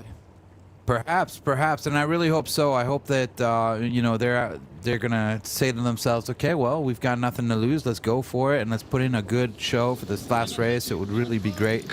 Perhaps they'll take a little bit more initiative, and maybe they'll sail a little bit. How should we say? Aggressively.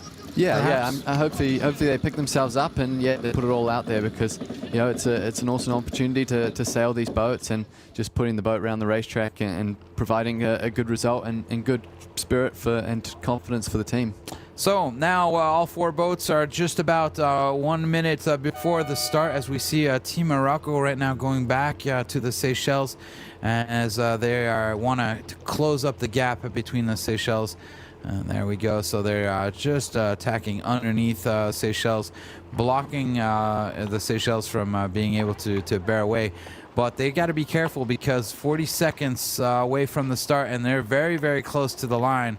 As we see the two teams in the back, Mozambique and Tahiti, are a little bit further away from the line, not wanting to take any risks right there for Tahiti. For Morocco right now, it's all in. If Morocco wins this, potentially they could move through and beat the Seychelles.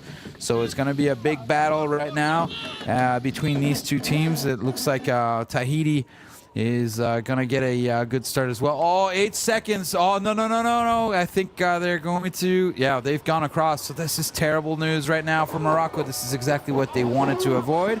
They've got to go back and go through the... oh, no, that's... Wow, they did a good job at controlling their own destiny and choosing their time to the line, but it was just time that was too early and really, really unfortunate on Team Morocco there. Oh, no. So, all right. So, Morocco is going back. They were over the line early. And now that's really, really going to hurt them. That pretty much blows any chances for Morocco to be able to move through and get qualified. So, really good news right now for the Seychelles team to see Morocco go over the line early.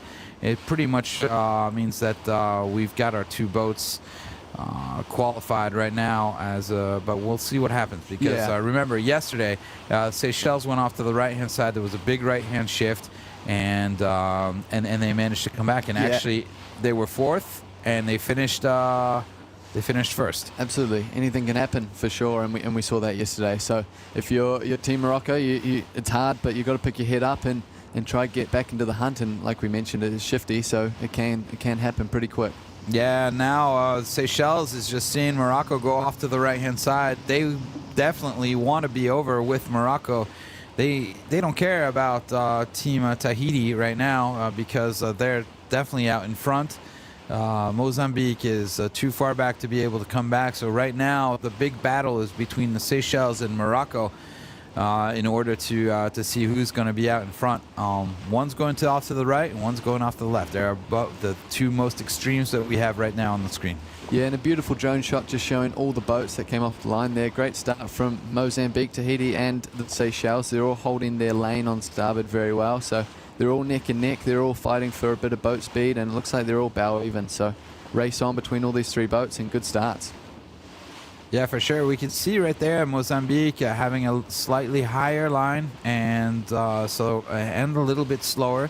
So that's interesting as we see that both Tahiti and Seychelles are putting their nose down and trying to really get some speed into it. Looks like Tahiti right now is managing to get themselves into a really good positions. Probably right now Seychelles, saying it doesn't matter, I'll go behind Tahiti, no problem. I want to get over to the Moroccan side. And they'll probably gladly pass behind Mozambique as well. Yeah, that was their objective coming into the regatta, was to get that qualification spot, and they know as well as anyone that if they do beat Morocco, then that is guaranteed. So and Mozambique tacks right in front of the Seychelles, so it's really good, a defensive position right there for our team Mozambique. There we go, Mozambique, nothing to lose. They're going to play hard. Yeah, it was a good leap out tack there, and that'll force the Seychelles to tack back out and clear their air, because they don't want to live in that dirty wind, because that is just slowing themselves down and giving Morocco more of a chance to get back in this race. So no opportunity right now for Seychelles than just having to tack over and go back to the left-hand side. This is a really good news for Morocco, as Seychelles is having to put in some moves and potentially going to the side, to the wrong side of the race course. But all that is yet to be seen. We'll see how the wind changes and whether it was the left-hand side or the right-hand side they should be going up. Yeah, that's right. And if you're Morocco, you just want to get as far away as you can, get as much leverage as you can between the boats to hopefully come back on a nice right-hand shift as they're on the right-hand side of the course to maximize their gain and try to get back into the fight. It looks like they've done a good job of coming back in. The lead between them and the Seychelles looks like it's just within a few meters. So if Morocco come back on a nice shift, then you could potentially see a change in the leaderboard. Yeah, I do have the impression it's turning into a little bit of a left shift. So advantage for the Seychelles. Remember, Seychelles now putting in their 4th tack. So 4 tacks for the Seychelles. So far, none for Morocco. Yeah, we mentioned there's costly. Every little tack, costs a little bit of boat distance, a few boat lengths. So every tack the Seychelles does, it's just more and more advantage to the Moroccans. As we see the 2D here, you can see all the boats on port tack. It looks like Morocco on the far end of your screen have really lifted up, and the boats in the middle here as well, like Tahiti, they really look like they're lifted on port tack, and you can just see that in effect as we see the drone shot here. Beautiful. So if we're getting a left-hand shift and Morocco is off to the right-hand side, that's potentially bad news for Morocco. Yeah, potentially it is. They've definitely sailed the least distance, however, being on that left-hand shift all the way from the start line. But if you're Morocco, you're just hoping for that shift to come back and hopefully capitalize on a righty. But as it stands, it looks like Tahiti is really wound up in a left-hand shift. So all things being equal, it will disadvantage Morocco. Yeah, look at Tahiti is a little bit lower than Team Mozambique, and so they have a little bit more speed. As we see now that it looks like Mozambique and Tahiti are pretty parallel in terms of their direction and where they're going. So looks like Mozambique now is finding a sort of a low fast mode. It's great for Mozambique to be able to sail side by side with Tahiti. Tahiti being the fastest boat out there on the water this week. No matter what boat they were on, they've constantly been out in front. So great learning experience right now for Team Mozambique to be side by side with Team Tahiti. Yeah, it doesn't look like they're losing anything either. They're staying in the hunt. They're staying relative boat speed. So all signs are pointing towards a fast boat, and they've been doing a really good job on this first upwind leg. Yeah, Mozambique doing, like I said, they do a good job at, boat handling. It's just the rest of the stuff that they need to work on. But you saw right there, they got a good start. And once Mozambique gets a good start, as a matter of fact, I believe that's the best start they've gotten all week. They weren't over the line. They were on time. So you see, there it is. Once they get a good start, then they're out in front. Yeah, it seems like those high fives pre-race are in full effect here. Looks like they've put their heads up, and they're in second place right now. So they've definitely put on a great race so far, and hopefully they can continue that throughout the race course. Yeah, it would really be something positive for this team that have been having really a tough week. Keeping their spirits up. They have always had a good spirits, and they've been sailing well in the maneuvers, but it's a tough week for them. Steep learning curve. Yeah, that's right, and that happens in yacht racing, especially with the experience on hand. I just want to point out, you see in the far background of your screen there, we've got Morocco. They've gone over that ley line, so it still indicates to me that there's still that left-hand shift. It'll be interesting to see when they tack over on what their angle is coming into this top mark, and whether or not they are in the bunch. Yeah, you can really tell in boat racing when the boats come back together. Right now, take a look at the points system right now. Looking like Seychelles, even though they're in 4th place, they have 20 points. So just a 4-point lead over Morocco. Right now, showing Morocco in 3rd place, Mozambique in 2nd. And if that were to change, that would only be 2 points more. So Seychelles is pretty safe where they are right now. Yeah, and it looks to me like they're still in that left-hand shift, that left-hand pressure, and the Seychelles are out on the left-hand side. So all gain to them, and I think you could potentially see them come into Morocco and it be quite tight here at the top mark. Yeah, pretty good for Morocco, considering they got an overcourse start and came back to go around the line again. So Morocco's back in the game. All right, as we now get to the windward mark here, so we go around for the first time. Important here that they don't get any penalties, and as they go around this windward mark and off to the dog leg, to the offset. I'm really excited to. I would like to see both of these boats and compare both of them. This is a great way here, as we're on board with Thailand, and we can take a look at what Mozambique is doing. Yeah, it looks to me like Tahiti are just waiting a wee bit. No. Yeah. No, Looks like they're waiting a wee bit just to get to that spreader mark before they do anything.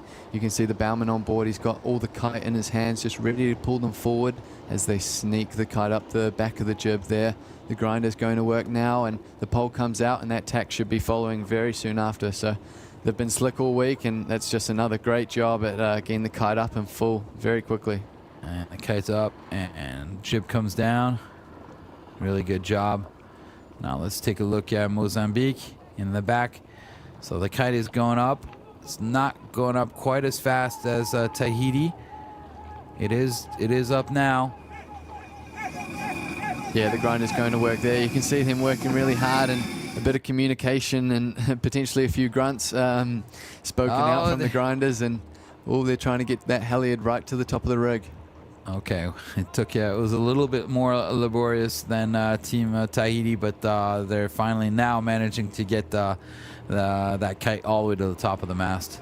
Yeah, as we see the other boats come round as well. So everyone's sort of just trying to get the few seconds they can and try have a fast as possible set, just so they can be set and away with their boat speed going downwind. Look at that great job by the bowman right there, number one, not letting that spinnaker go back and prematurely get full of air. Doing a really good job at holding the top of that sail. Also important to note there that the boat in last place at the moment, the Seychelles, they did a really nice job of rounding that spreader leg. They set the kite at a deeper angle, and you can just see the separation between fourth and third there. They're just on a little bit of a lower line, which means when the boats do come back and the boats do jibe, then they're in a more advantageous position. So well done with their angle during that set. Yeah, and looking like they're managing right now to catch back up to Morocco. Morocco, for a little bit there, had a little bit of a tough time getting that asymmetrical spinnaker fully powered up. It looks like it's the case right now, and looks like Mozambique is being able to put in a really low mode here and get over the top of Tahiti. Yeah, it looks like Tahiti are back to their ways. It seems like a normal sight for them being at the front, but in this case they do have a bit more pressure on them because they do have a boat right behind them. So we'll see how they play it out from here, especially with that pressure, and hopefully they can continue their good form and these good jibes as well. As we see right now, it looks like we're going up, heading up right there as Teva is sort of defending because his tactician Taiki number 8 right there on the bottom is telling him, okay, watch out, Mozambique is trying to go high. And if Mozambique goes high, then they got a little bit more boat speed, so he's defending his position there on Tahiti, which means that the grinders now have to sheet in a little bit more and to go a little bit higher.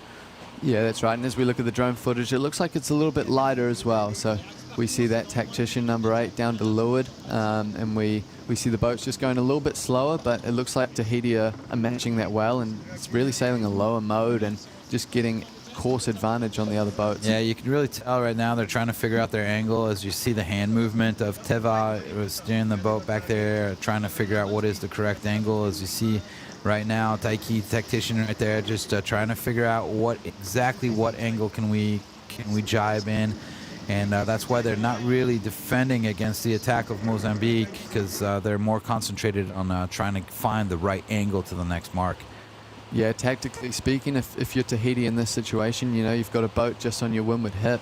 You want to lead this jibe going into the gate. You want to be the first person to initiate the jibe, because as they've come a long way out to the left-hand side of the race course, they want to be the first person onto that port jibe, because there's a long way back into those gates. So they want clear air the whole way in.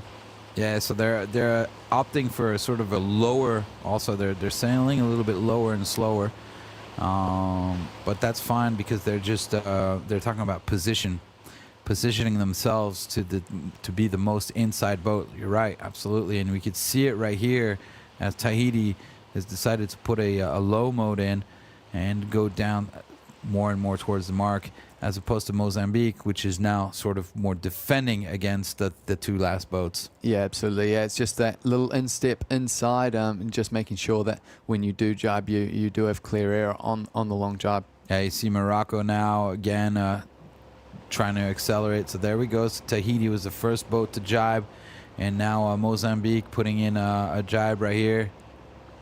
Let's see if Mozambique gets the teamwork and make sure they get that pump out of there. We'll see what happens.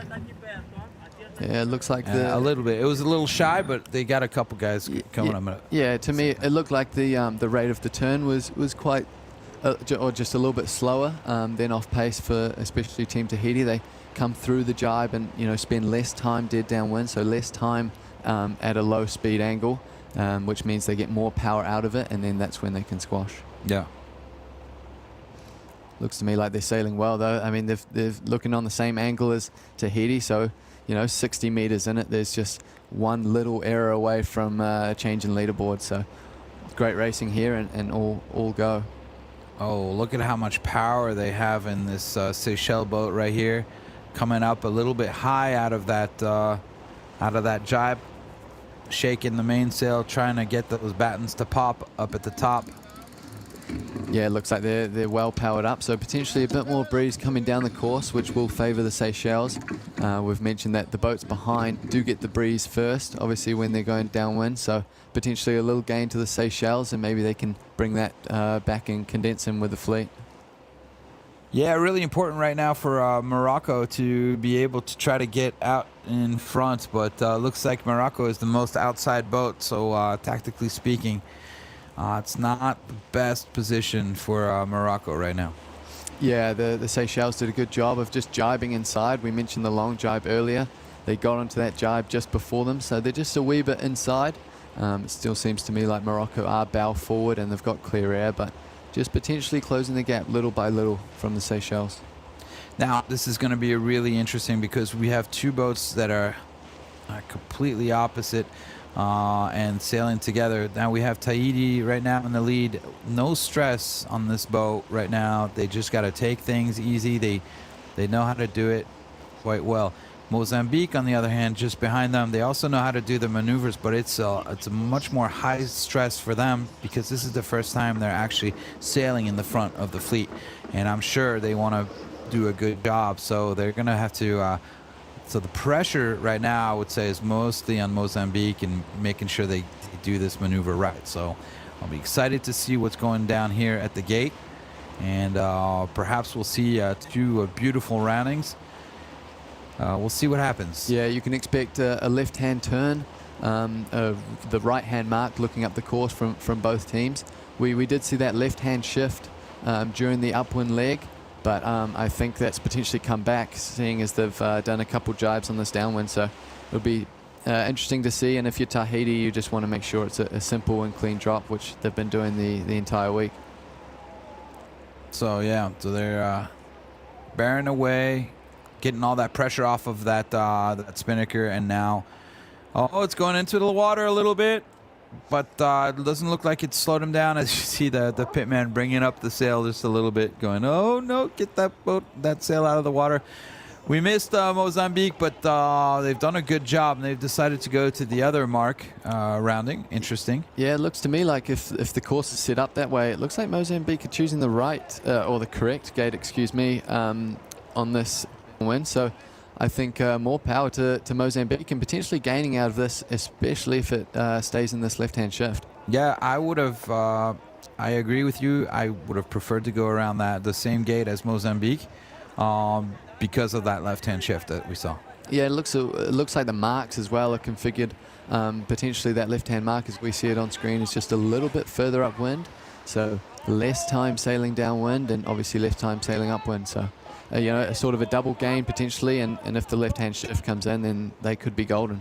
Yeah, Morocco doing a good job right there, taking down their spinnaker, and it looks like the Seychelles right now are taking down theirs as well.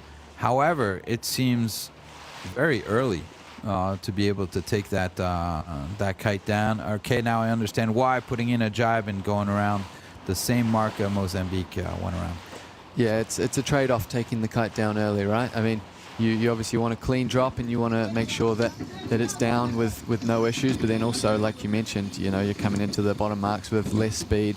So yeah, it's always just a risk-reward trade-off. Exactly. When that happens, you're like, oh man, we could have dropped it a little bit later, and then next mark you go around, you do drop it a little bit later, and you're like, oh no, we should have dropped it a little earlier. So when everything goes well, you wish you could drop it a little later, and then it doesn't work when you do. Yeah, no, that's sailing, that's yacht racing. And as we can see here on the track here, it looks like Mozambique have definitely come into Tahiti, so it looks like this could be a close cross, potentially Mozambique going behind, but definitely a gain nonetheless. So Mozambique, you're saying going off to the left-hand side has gotten closer to Tahiti, and perhaps they've seen that, deciding now, okay, no, let's stay off to the right-hand side as, to the left-hand side as we got a good left-hand lift. Yeah, Tahiti sort of picking their time to come back. If it stayed in the left-hand side, then maybe they could have stayed on port for longer, but it looks like they've got nice pressure and they're nicely powered up to bring that pressure across the fleet and sort of consolidate to cover the fleet again. So interesting right now, Mozambique doing a really good job. Yeah, they are. This is a fantastic race for Mozambique, right? I mean, absolutely. They've come a long way and they're really putting their best foot forward. It's great to see. I knew they could. I knew they could do this. I knew they could be competitive. It's just a question of putting it all together. It's too bad it's the last day of racing and it's on the last race. But I rather see this now than not seeing it. Yeah, absolutely. And if all things stay equal, then there'll definitely be big grins, big smiles for them, and it's the happiness that they can take from the regatta. Just the little positives and the little wins that they've taken throughout. This is just a result of that. Yeah, and remember, this is the first time they're competing. They've trained together before, but this is the very first time that this team was sailing competitively against other teams. Yeah, that's right. We mentioned the experience difference, and Mozambique's no different. So they've done a fantastic job, and they're really putting it together on the last race of the regatta. Here we go. These are the two leaders currently of this last race. We are in race number 6 of the qualifying sessions for Africa and Oceania. And here, as we're looking on Tahiti doing a great job, top of the leaderboard. They have 30 points. So no matter what happens, I believe Tahiti will be moving on and have their ticket to the SSL Gold Cup finals in Rio de Janeiro in November of this year. So congratulations to Tahiti. I mean, it's not over till it's over, but Tahiti right now well on their way to being able to make sure they have that ticket. Yeah, that's right. Another clean race thus far from Tahiti. So they've just been putting the hammer down, and they're just sailing their own race, which is really, really exciting to see. And they've put all the positives that they've done throughout the week, and they're just really flying at the moment. There's nothing stopping their momentum. Yeah, Mozambique looking good right there. Everybody out on the rail doing a good job here. They've got nice speed. Unfortunately, Mozambique, well, it's also sure they're not going to be going through. They don't have enough points. But they've learned a lot, and this is their best race, and it's really nice to see these guys out in front. Man, I wish we had seen him a little bit more out there. It would have been more of a battle with Morocco and the Seychelles. And as we look a little bit further back, Morocco has done a good job coming back into the game. Remember, they got a OCS start on this race, so they were over the line early. They had to go back, and so in doing that, they're currently in 3rd place right now. So they've managed to come back and doing a good job. Right now, in the back is the Seychelles, and if things stay like this, well, it'll be Tahiti and Seychelles with their ticket to get to the finals. Yeah, you're definitely happy. If you're the Seychelles boat, you're definitely happy to see the Mozambique in second there, and you're hoping they can hold on to that. I mean, it's uncontrollable for Team Seychelles, but it's still nice to have.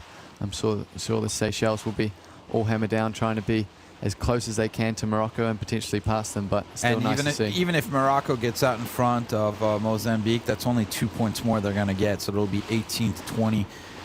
It's not going to change the outcome. The only thing that could change the outcome is if they took over the leader's position. Yeah, then right. We would have a tie, and then things would get complicated. Yeah, a bit more maths than I can handle. right now. But as we go on board with Team Seychelles, it looks like they're sailing the boat beautifully as well. Obviously, they didn't have the best starting, and they were a bit back on the pack to begin with, but looks like they're really locked in. Everyone's liking so. And it looks like this is also the team we're going to be seeing again in Rio, as this team right here have managed to sail well all week long. Today was their toughest day out on the water, but because of their good results from all week long and consistently finishing in the top 2 places, well, Seychelles have got their ticket for the SSL Gold Cup finals in Rio in November of this year. And so very exciting moment for them, as all they need to do is finish the race course. Yeah, that's right. We're looking the drone shot here of Mozambique, and they've done a really, really nice job of just holding that lane. Looks like the boat's really powered up and they're really getting everything out of it. So it looks like a really, really nice upwind mode by them, and they're not out of the fight for this first place here. Only 45, 47 meters in it. So, you know, keep watching Mozambique because they're really right behind them. Yeah, Mozambique, I'm always impressed at how they're able to sail quite high, actually. And fast. So they've got a really good mode on their boat, and they pretty much always have this mode. I have the impression they're always quite high, quite fast, and doing a great job. So right now it looks like Tahiti is probably on the edge right now. They've tacked and probably going straight into the windward mark. Yeah, that's right. It looked like they just tacked on ley line. If you sort of see the bowman creep towards the bow even further, then you know that they're pretty confident in making it. And as we can see the shot there, it looks like that's a comfortable ley line and a really good job by the tactician to call that. Yeah, that's much better ley line than what we've seen before. Mozambique deciding to go a little bit over, so that's fine. They can just put their nose down, get a little bit of speed. Just to make sure that there's no issues with Morocco, but there won't be. They've got a really nice lead, and I believe this is there hasn't been any change in terms of distance, and so we don't have any Charlies, we don't have anything. So we will have those 2 yellow buoys at the top mark here. So they're now going to get to the windward mark and then go around the offset mark. Yeah, that's right. There's no change at all. So those marks stayed the same, and they're the exact same ones they went round coming on the first upwind leg. So as we can see, Tahiti coming around the first mark. They've still got that spreader mark, as we just mentioned. The bowman working hard to get all the sail out of the bottom of the boat, just to make sure that the tack and the halyard are clear and ready to run. Oh, they're putting in it. Oh, Sambuca. I see it. They're going to be putting in a jibe set right now. Some people call it the Sambuca. As you see here, they're bringing everything up to the front, and they're going to put in a jibe. Nope. Just a regular hoist. All right. Yeah, I thought perhaps they were going in with a jibe set, but looks like no. They're just going for a normal, no risk, low risk, high reward a maneuver. Yeah. There goes Mozambique excited. Right here now. Yes, we see they always make a lot of noise if you listen in. Yeah, the grinders are really working hard there, so it's definitely fair enough that they're letting out a few noises and things like that. So the grinders just really powerhousing the halyard to the top of the rig. Yes, and they're always, sort of motivating themselves and screaming, go, go, go, go, go, go, go. Good ambiance on that boat, and it looks like Spinnaker's up, but it's they're having a hard time really having it nice and full on the Mozambique boat. It looks like Tahiti has managed to sheet out a little bit more with their kite, and it's holding a little bit better. Here we are on board as Morocco now arriving at the weather mark. So Morocco taking their time. They like these conditions. Yeah, we heard earlier from Hakim Hasni that the Moroccans do love these conditions. These are their sort of conditions. So, they'll be hoping for the final downwind run to be as great as they can make it. Here we go with their halyard. Not quite getting to the top of the rig and a little bit of a twist, but looks like they'll be able to sort that out hopefully soon. Yeah, you can see the twist just sort of pop out it starts at the bottom and it just works its way up, and sort of the twist just unwinds itself as it fills up with air. Yeah, it's always tough, especially when there's no air. Oh, the grinder right there complaining something's not up. Yeah, that twist is still there. It'll work itself out. Sometimes they can drop the halyard just a little bit, and it'll help to get that twist out. Yeah, and that sometimes happens just due to the nature of the drop as well. You know, they put it up on the first downwind leg, and then how cleanly they drop it is sort of how cleanly it goes back up in the air. So potentially that came from their drop earlier, and just a little bit of a twist in the kite. Yeah, as like it we went up. said, also making sure you don't put the kite in the water, because then when you bring it back out, it all sticks together. And so it's really important. Everything has a consequence. And as we hear on board and looking at the Seychelles hoisting their kite up, and as doesn't look like there's no big issues right there. They're also sort of having problems making sure that kite gets nice and filled up.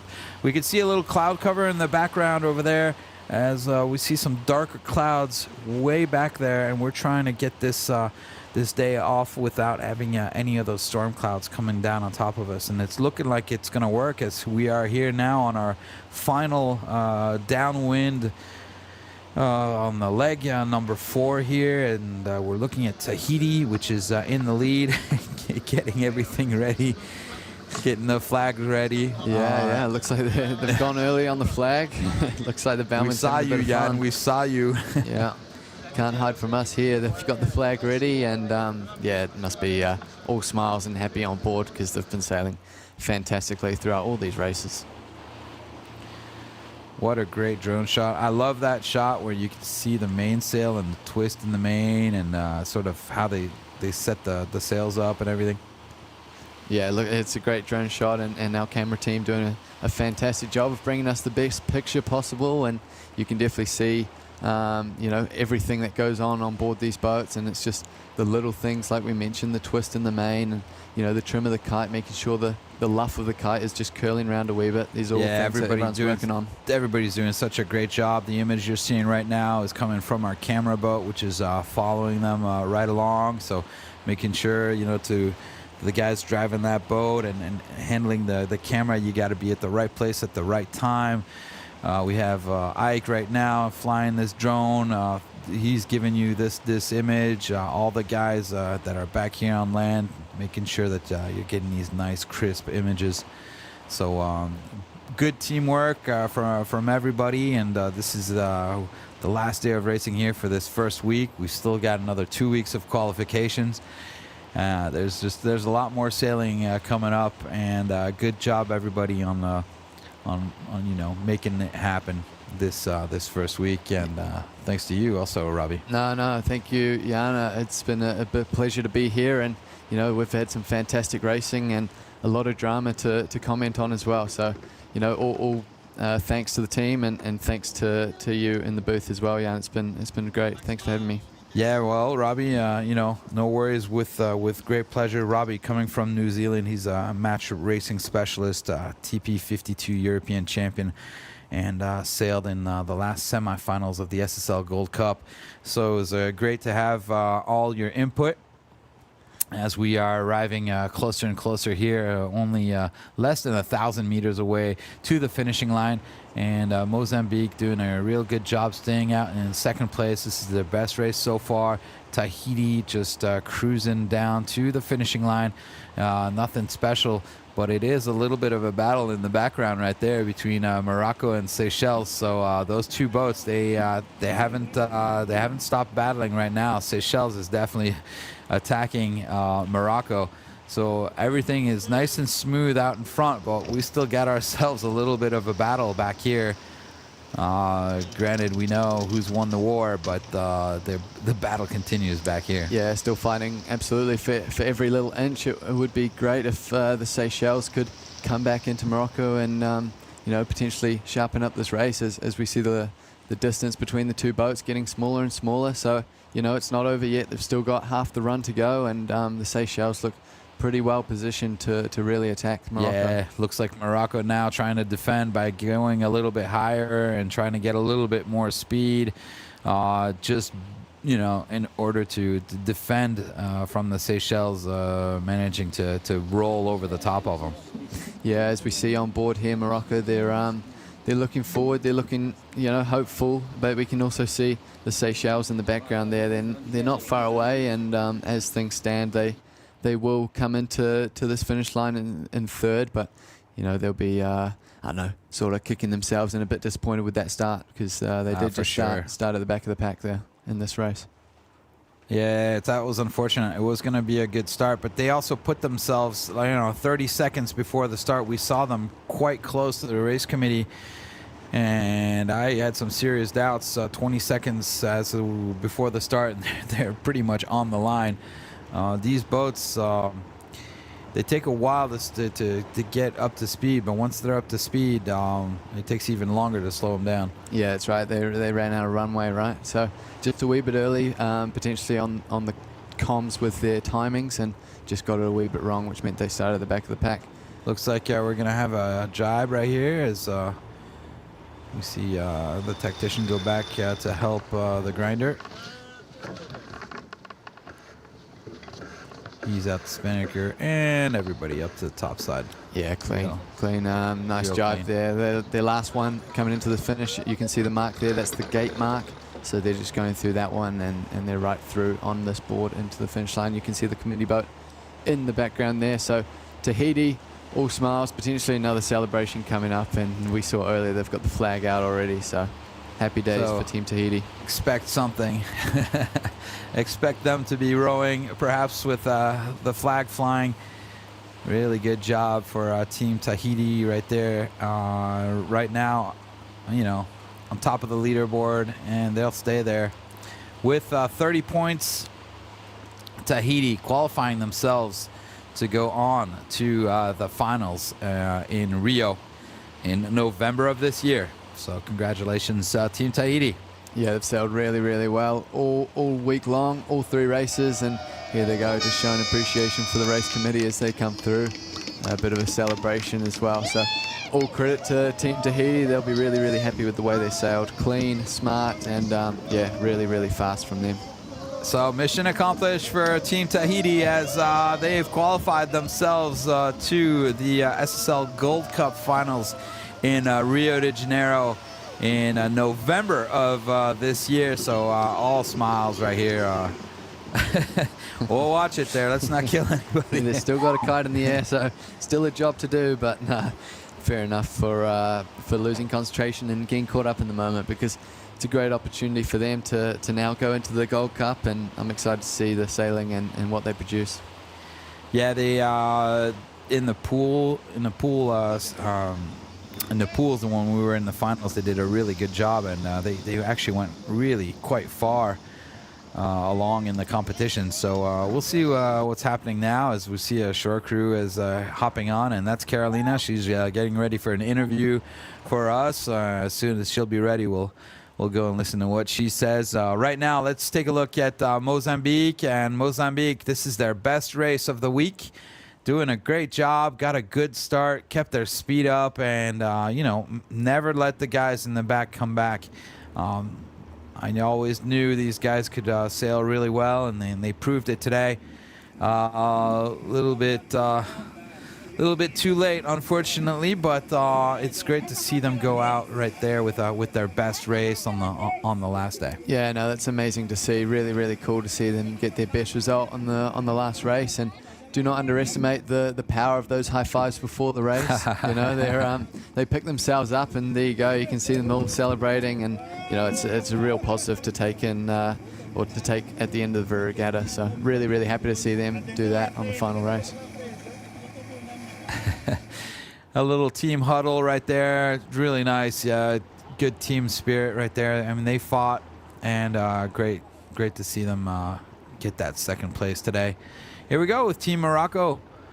Team Morocco managing to keep the Seychelles behind them. And matter of fact, what a great race for them as well. I mean, of course, third place won't cut it, and they're not going to be qualified to the finals. But they did a valiant job of of being able to come back from an OCS. Yeah, that's right. And they had a good race in the first race of today, and they'll be kicking themselves a little bit with the start, but they were close, and they're definitely in the hunt. So, but if you're starting early like that, that means at least you're on the starting line and you're fighting for it. So it's better that than to start 30 seconds late. Yeah, for sure. And the claps all around, and there's still positives to take from this team. I'm sure they've had a fun week and a great week here sailing in Granson, and they've been fun off the water as well. And we've had lots of chats and talking to the tactician and the helmsman. They've really enjoyed the week here in Granson. Yeah, for sure. I know they've appreciated being here, and they appreciated more last week than this week because it's been a little colder this week.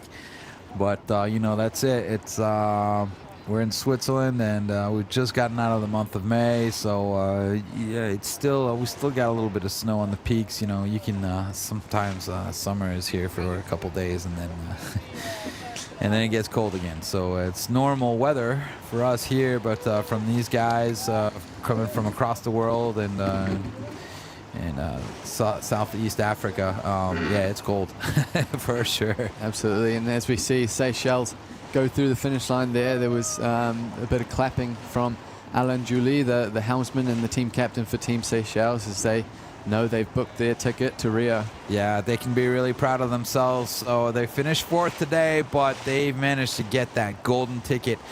And they'll be in Rio. So Seychelles and Tahiti are the two teams that we'll see in the 32nd of the finals in Rio in November. On the 18th, it'll start on the 18th of November. So guys, don't forget to follow along, of course, and follow all your teams, your favorite teams, on Facebook, on Instagram, on our website, where you can get all sorts of information. And of course on YouTube that you're watching right now. Yeah, absolutely. I mean, it was not the best race that the team Seychelles had put out, but that's the fruits of their labor to be able to have enough points after having such great racing through the first 2 days. So full power to them. And if you're from the Seychelles, then you'll be jumping and screaming, and you're happy that your team is heading through to Rio. As we can see here, the finishing positions for race 6. We have Tahiti on top. Once again, this is a double points day, so they get 8 points. Second for the Mozambique team SSL, as they notched their best finish in 6 points, and Team Morocco followed them with 4 points and 3rd place, and then the Seychelles, as we just saw going through the finish line, in 4th place with 2 points for race 6. So that was the results of race 6. Now let's move on, and as we will see the point standing and who is going to be going through on to the finals in Rio. As we're looking in the background here, as you see the boats now are going to be slowly towed back to the harbor. Really happy that we didn't get any storms here this morning, so good thing.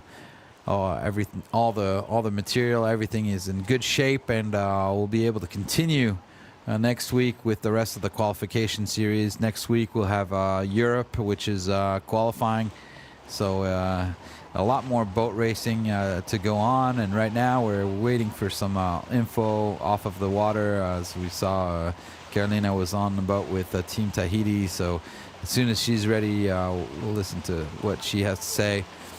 And we'll also get the points standing. Yeah, well done from the race committee to bring the timings forward a wee bit, just in case of that storm. It looked like the local experts and the weather experts, predict a storm coming in later in today. So well done by the race committee for getting in the 2 races we needed to end this regatta. Yeah, we got a really good race committee. They've been with the SSL for.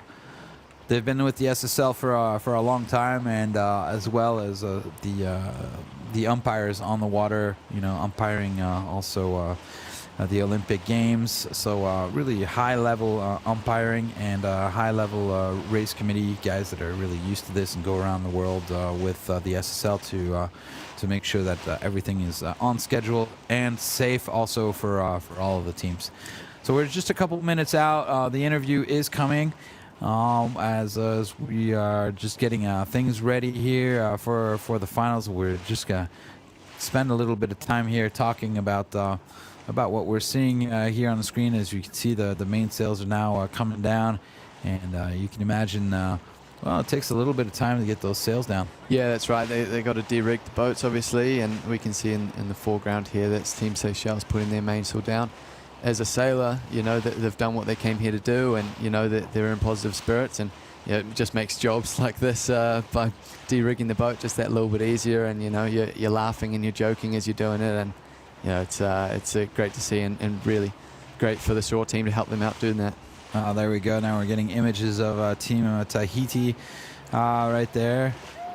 And Carolina, it sounds like Carolina is on the air. Oh, there's the ticket. Carolina, it's up to Yes, take it away. Hello, everyone. We're on Tahiti boat. And I think no words needed.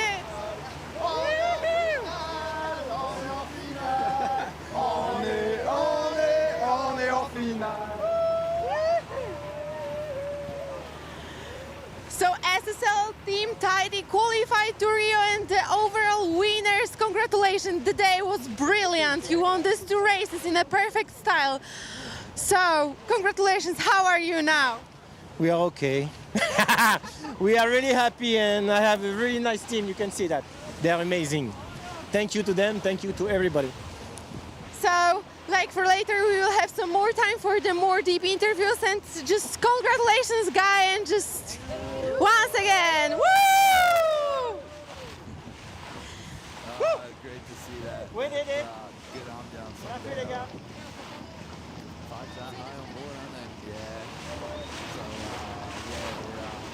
they're taking pictures, enjoying the moment, as they should. You heard them. Team Tahiti speaks French, and so very happy to have that ticket and to be able to go over to Rio. That was really what they were planning on it.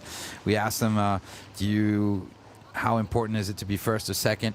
They said, well, it's not really important as long as we get the ticket. And so they're looking really at the big picture. Yeah, that's right. They had the eyes on their prize, and the prize being the ticket, and they've absolutely got that. But they've got it in emphatic fashion, with them nailing the top of the leaderboard with 30 points, followed by the Team Seychelles, which, as we know, also books their ticket into the SSL Gold Cup, as we had 2 qualification spots open.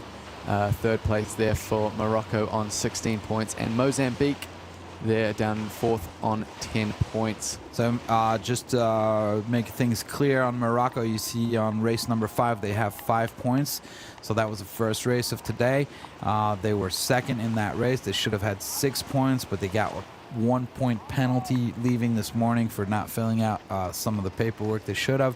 So that's why they've got 5 points, just to make sure everybody is totally clear on why they have this amount of points. Yeah, that's right. Yeah, we touched on that as they were sailing, but double points today means that yeah, they got that one point deduction, therefore the 5 points instead of 6. Yeah, it doesn't really make a huge difference as if we look at the overall scores, but you can imagine how crucial that would be, that one little point, if things were tied up, or if things had gone the other way around. Yeah, absolutely. Every point counts in this game, and especially in sailing. So unfortunate for them, but yeah, like you say, it didn't make the difference in this case. So it's a good learning experience, so we should say. That's right. With no impact whatsoever. So as we look here, of course, our second boat that's qualified, and Carolina is ready. Carolina, it's down to you. Yes, hello, yeah. Congratulations, guys. It was very tough day for you, but finally you managed to go to Rio. How do you feel after this very hard day for the team? Oh, today was really tough day for us. A lot of things went wrong, but we worked very hard in the previous 2 days, so that was enough to get us the ticket to Rio. So as you can see here, the atmosphere, the team is very happy, and for us it means a lot for us to go to Rio. I also would like to thank my team also for this hard work during these 3 days of racing and the week of training before. So well done, team. Whoa! Yes, congratulations. So here we are on a boat on board on the Lake Neuchâtel, and we now know that SSL Team Tahiti and SSL Team Seychelles are going to Rio. Thank you so much, Jan and Robbie, of course. Thank you, guys. Thank you, Carolina. Yeah, congratulations to both of those teams. It's great. We now have our two teams that are qualified for the SSL Gold Cup, the Football World Cup in sailing. That'll be in Rio de Janeiro in November, starting on the 18th of November. We've still got a lot of racing going on. Next week, we've got the European teams that will be here and qualifying themselves. And also mid-July, we've got more teams coming up. So this is the points standing right there. Tahiti with, putting up 4 wins. So that's quite a good result. 4 wins out of 6 races. And, and the other two races, they were in second place. So clear dominance right there from Team Tahiti. Seychelles also doing a good job right there as they put in. They've got two wins in. So today was their toughest day out on the water, but yeah, because of their good sailing for the rest of the week. Morocco was pretty stable right there with a couple of third places. And then Mozambique having a tough time. You see a couple of zeros there from Team Mozambique, and those were penalties and black flags and rough week. But look, they finished with 6 points on the last race, so in second place. So they learned a lot all week long, and they've managed to put up more points in today's last race than they have all week. So full credit to them for picking up their heads and getting a good result in the final race. Yeah, so that brings us to this match board graphic. As you see on the left-hand side, now we have the Asian qualifiers. We already know who that was. That's the Philippines and Oman. And now African and Oceania qualifiers, that's Tahiti and Seychelles. Next week, we will be at the bottom lower part of that, where we'll have the European teams that'll be here. We'll have the slot D and E that'll be against one another. That'll be next week. And in Brazil, we'll have the Pan American. Once we have all of our winners from the qualifying series, they will be drawn and placed into the board on the right-hand side on the 32nd of the finals. You see the teams that are already on this finals board. These are all the teams that have already qualified themselves. And you see some of the teams have already qualified themselves all the way to the quarterfinals. These are the big sailing nations. Robbie, your team is in the 8th of the finals down in Group D against Argentina. That's going to be a tough group. Yeah, it will be, and whoever comes through, from the round of 32, round of 16, they'll be battle-hardened teams and with a lot of experience, racing throughout. So definitely a lot of teams, good teams coming through, and yeah, definitely the racing will heat up as we get closer and closer to that final. Yeah, for sure. It's great to get qualified to the quarterfinals, but all the guys sailing before you got there by sailing, and they're warmed up. So it makes it really hard. It's an interesting way of having this battle. And that's, this is what it's all about. It's sailing and racing. And don't forget to follow us on Facebook and on Instagram. And, watch the finals in Brazil from the 18th of November to the 13th of December. That's pretty much it for us here from Switzerland, Lake Neuchâtel, and we'll be back next week. So first of all, I'd like to thank you, Robbie McCutcheon, our sailor from Team New Zealand. Thank you very much for being with me this week. No, thank you very much, Jan, and thank you very much to all our crew that have worked really hard this week. It's been a great 3 days of racing, and I'm sure that'll continue into next week. I'm looking forward to it. Well said, and that's it from us here at the racing studio. We'll let the boats go back into land, and we'll see you guys next week for the finals for the next qualifying series. Bye-bye. Minus 10, 9, 8. We have a go for main engine start. We have main engine start. 4, 3, 2, 1.